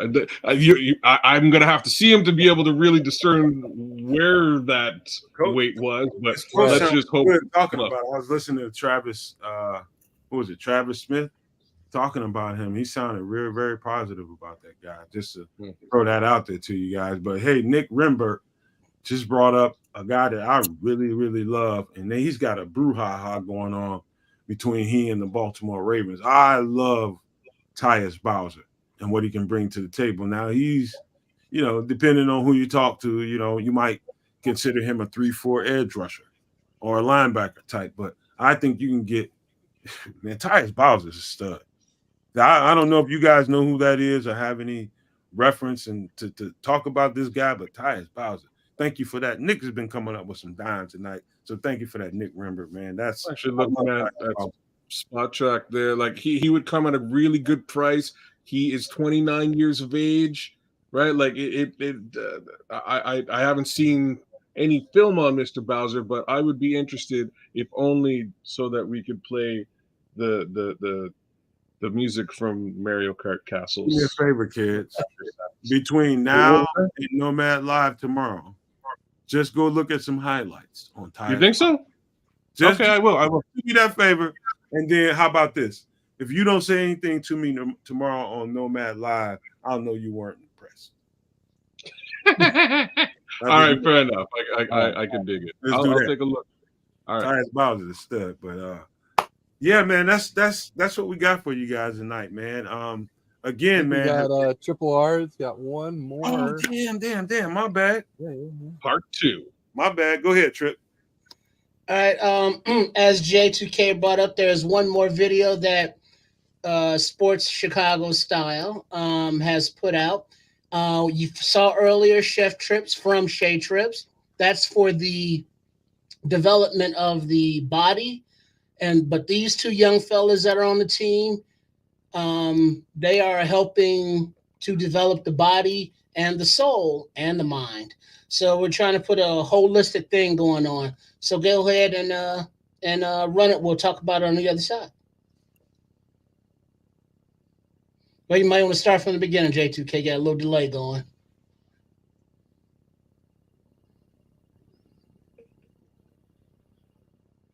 You have the volume. You don't have the volume. Is that mute? Is it muted?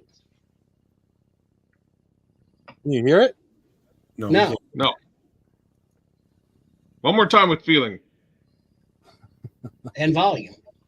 Yes, that would help as well. There should be volume. I'm not. Yeah, we butchered this one. Damn it, man.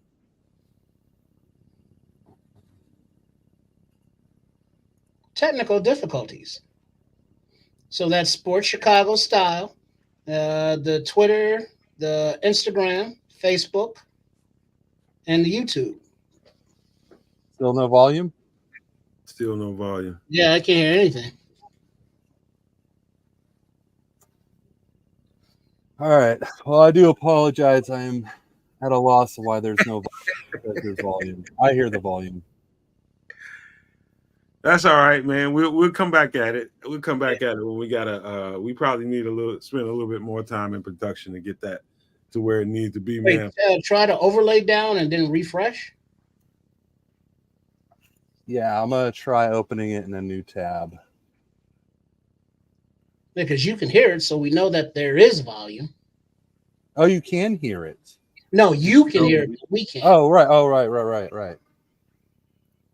You got those earbuds on? Yes, sir. I don't know. What are you saying? What is he saying? He's saying take the overlay off, and he thinks that might have it. Oh no, I think you got it now. Just give the man a minute to get it loaded back up, and I think we'll be fine. But I'm worried for what we're about to witness. To be honest with you, And what do you guys think about the new overlay? I think the overlay of the vintage TV is dope as F. I love this fucking TV. Hello, I am Coach Tripping. Welcome to the ultimate program to design to boost your confidence, increase your balance, and enhance your mobility. Introducing our unique self-defense and exercise routine that blends stretching, martial arts, with movements that can also be used in a dance routine, Indian club exercises, and everyday tools to create a comprehensive workout experience. Meet Trip, your guide for this transformative journey. Each week for an hour, Trip will demonstrate the techniques. Join in and track his and your progress. Show how you too can master these movements regardless of your current age or fitness level. We begin with stretching every joint, muscle group, ensuring your body is prepared for the dynamic movements.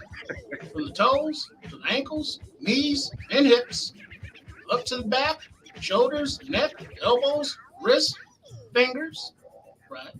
And every part of your body will be engaged, stretched, and strengthened.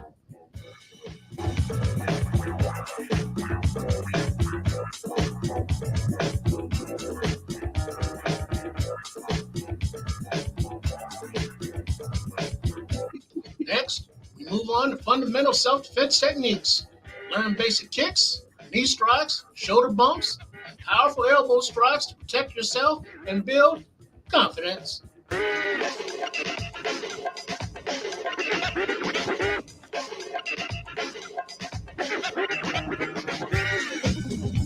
Oh, he got that head. Oh, the uppercuts. Oh, elbow. Understand the optimal strike points for maximum effectiveness. Every move is designed to ensure you can defend yourself with precision and power. Man, you gonna get your ass kicked like Don't forget Dragon the headbutt, an often overlooked yet highly effective self-defense maneuver. There it is. Various hand strikes and blocks, from the hammer fist to the palm strike. Each technique, right, is carefully explained and demonstrated.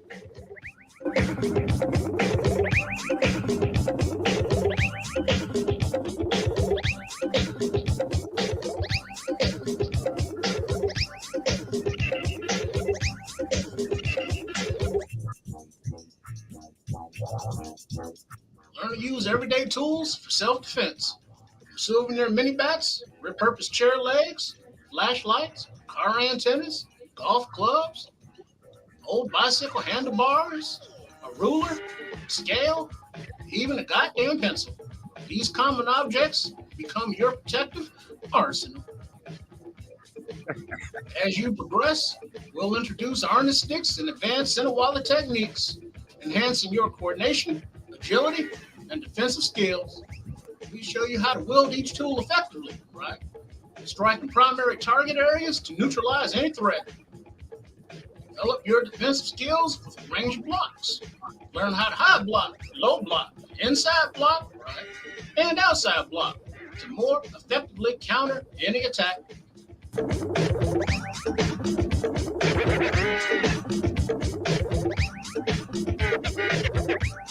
Every defense is part of an at least 3-move combo. Block the attack, redirect your attacker's momentum, and counter-strike with precision. Right? You will adapt your moves and tools to the situation for maximum effectiveness. He's throwing fireballs.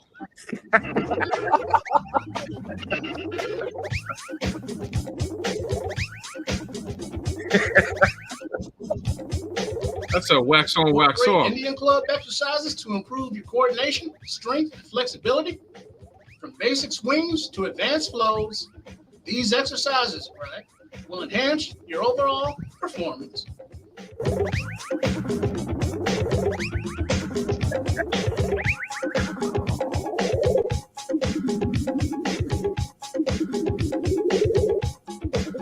look like you directed traffic at the airport.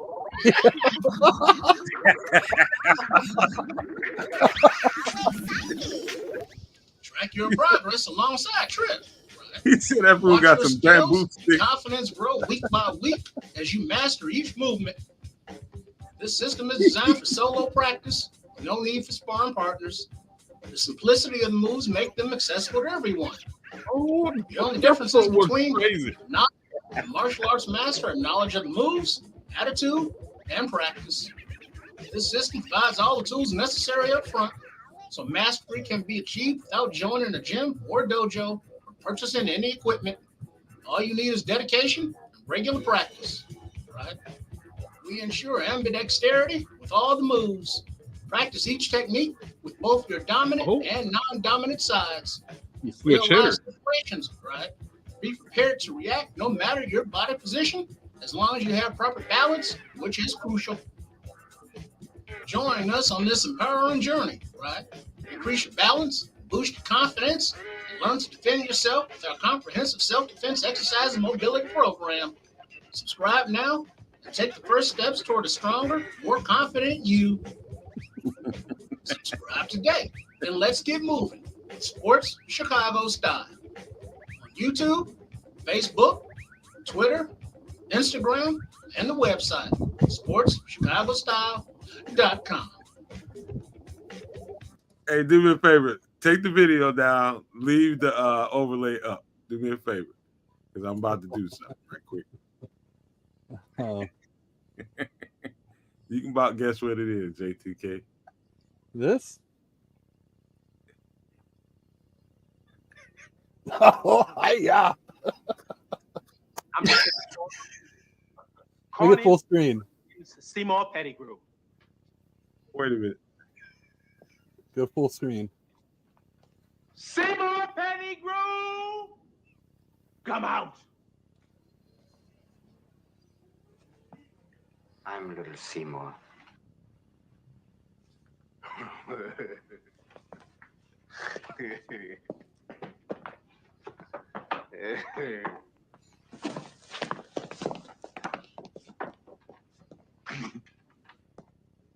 And I'm Big Percy. Bottom right.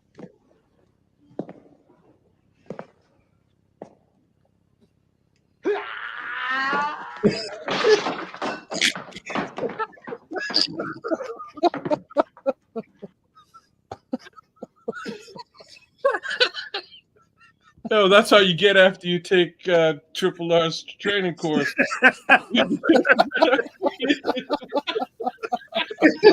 Actually, I gotta correct you. That's Coach Tripping and Trip.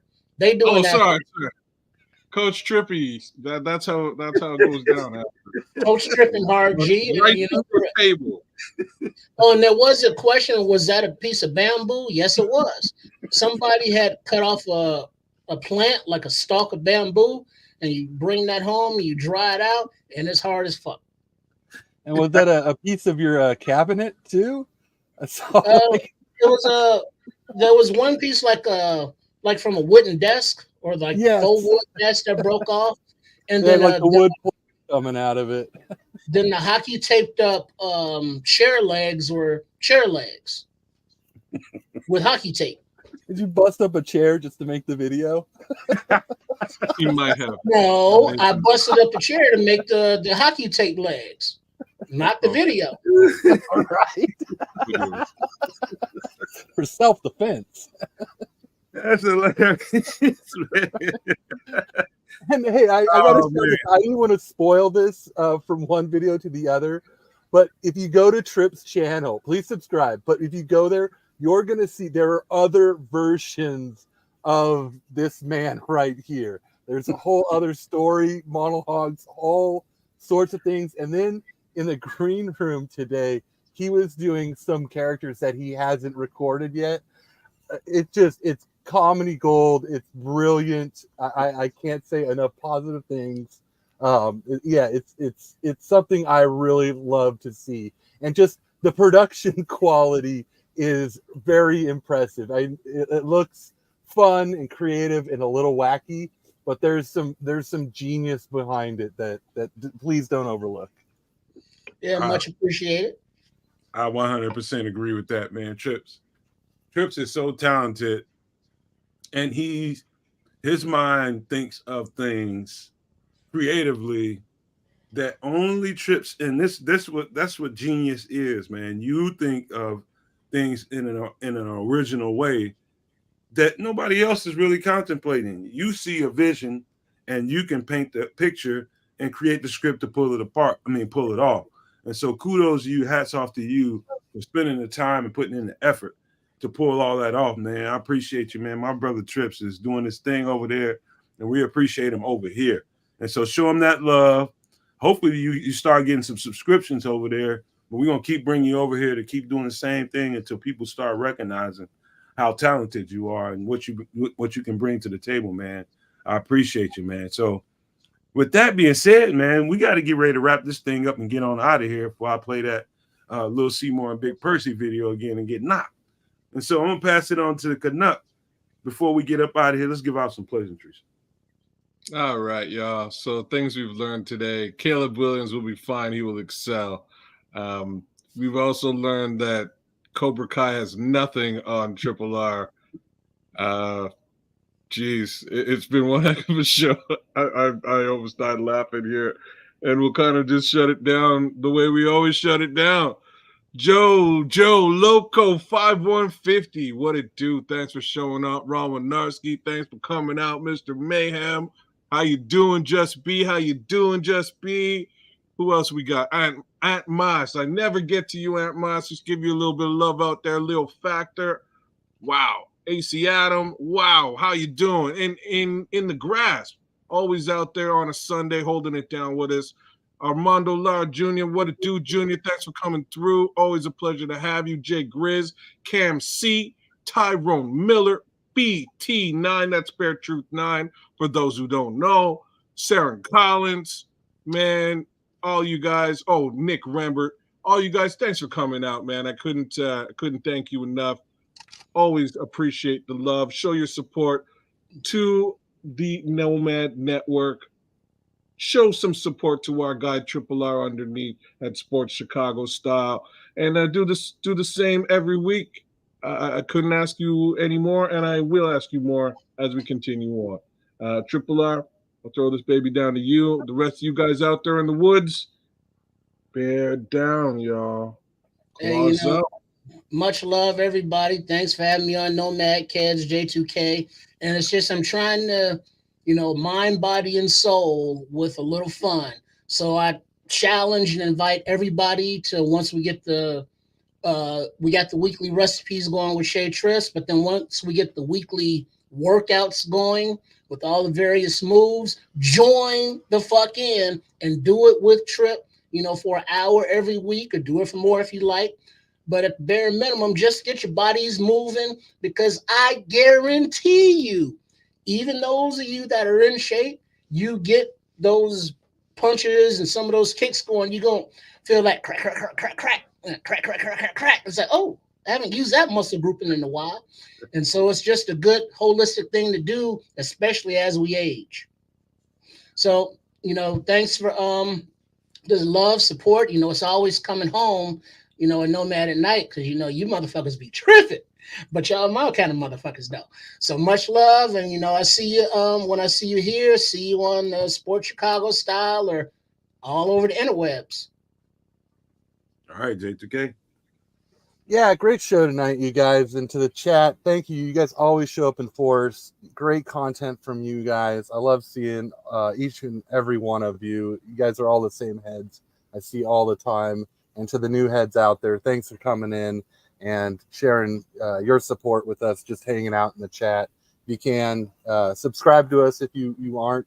You get more awesome content like this, bears, and all sorts of wild, wacky stuff that Triple R brings to the show. And just a shout out to Triple R, man.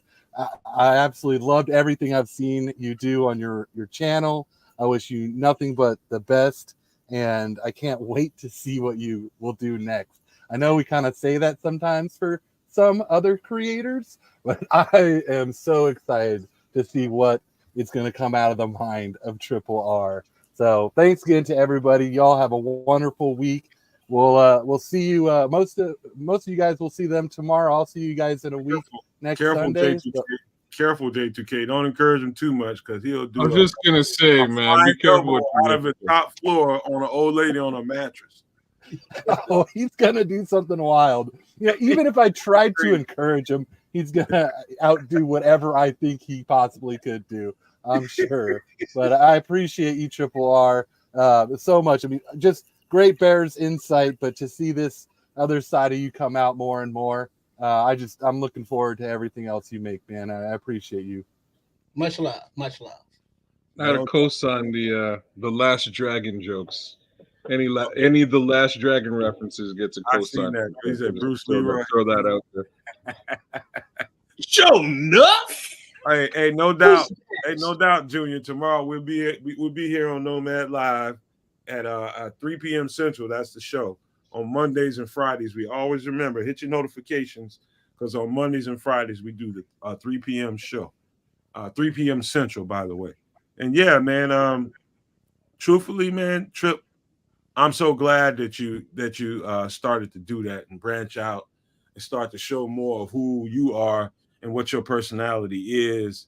And I think the more and more you offer it to people and you kind of tee it up for everybody and show people who you are and what kind of personality you have, for whatever reason, they're going to gravitate to it because it's authentic you. You know what I'm saying? They're going to gravitate to it. It's just, like it was here when we first started this channel and start doing these podcasts. You get to that 25 mark, you get to that 50 mark, then you get to that 100 mark. You're like, oh yeah, now you're trying to chase that 200, and on it goes. Just don't stop grinding. I know how much work you had to put into all of that. It takes different. You got to do this, you got to do that, just to make one little video. Just don't stop grinding, man. You'll get to where you need to be. And whatever we can do over here on this end to support you, like I always said, we'll always be there for you, man. No question about it.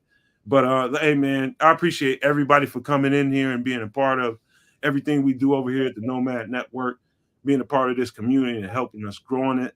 Man, we need everything we got from you guys, everything you guys can give us, contributions, your support on the channel, the likes, the subscriptions. We need all of that just to grow as a community. And so, we feel really good about what we do as a community of Bears fans. We think we grow a positive, we give it out a positive vibe, and we think we grow a positive community amongst each other. And we're going to try to keep growing that and keep building on it. But with that being said, I just want to thank you guys for coming. And I was going to end this show a different way, but my better angel got on my shoulder today and said, you know what? You don't need to do that. Just let us take care of it. And the better angel on my shoulder are the ancestors just telling me we got your back. You're going to be just fine. You don't need to address a damn thing. And so we'll just leave that there where it is. But before I get out of here, I'm going to always leave it with these famous words. If you can think it, you can damn sure see it. For sure, you can manifest it. All you got to do is those three things. Think it, see it, and manifest it, and see it come to life for you. With that being said, we are out.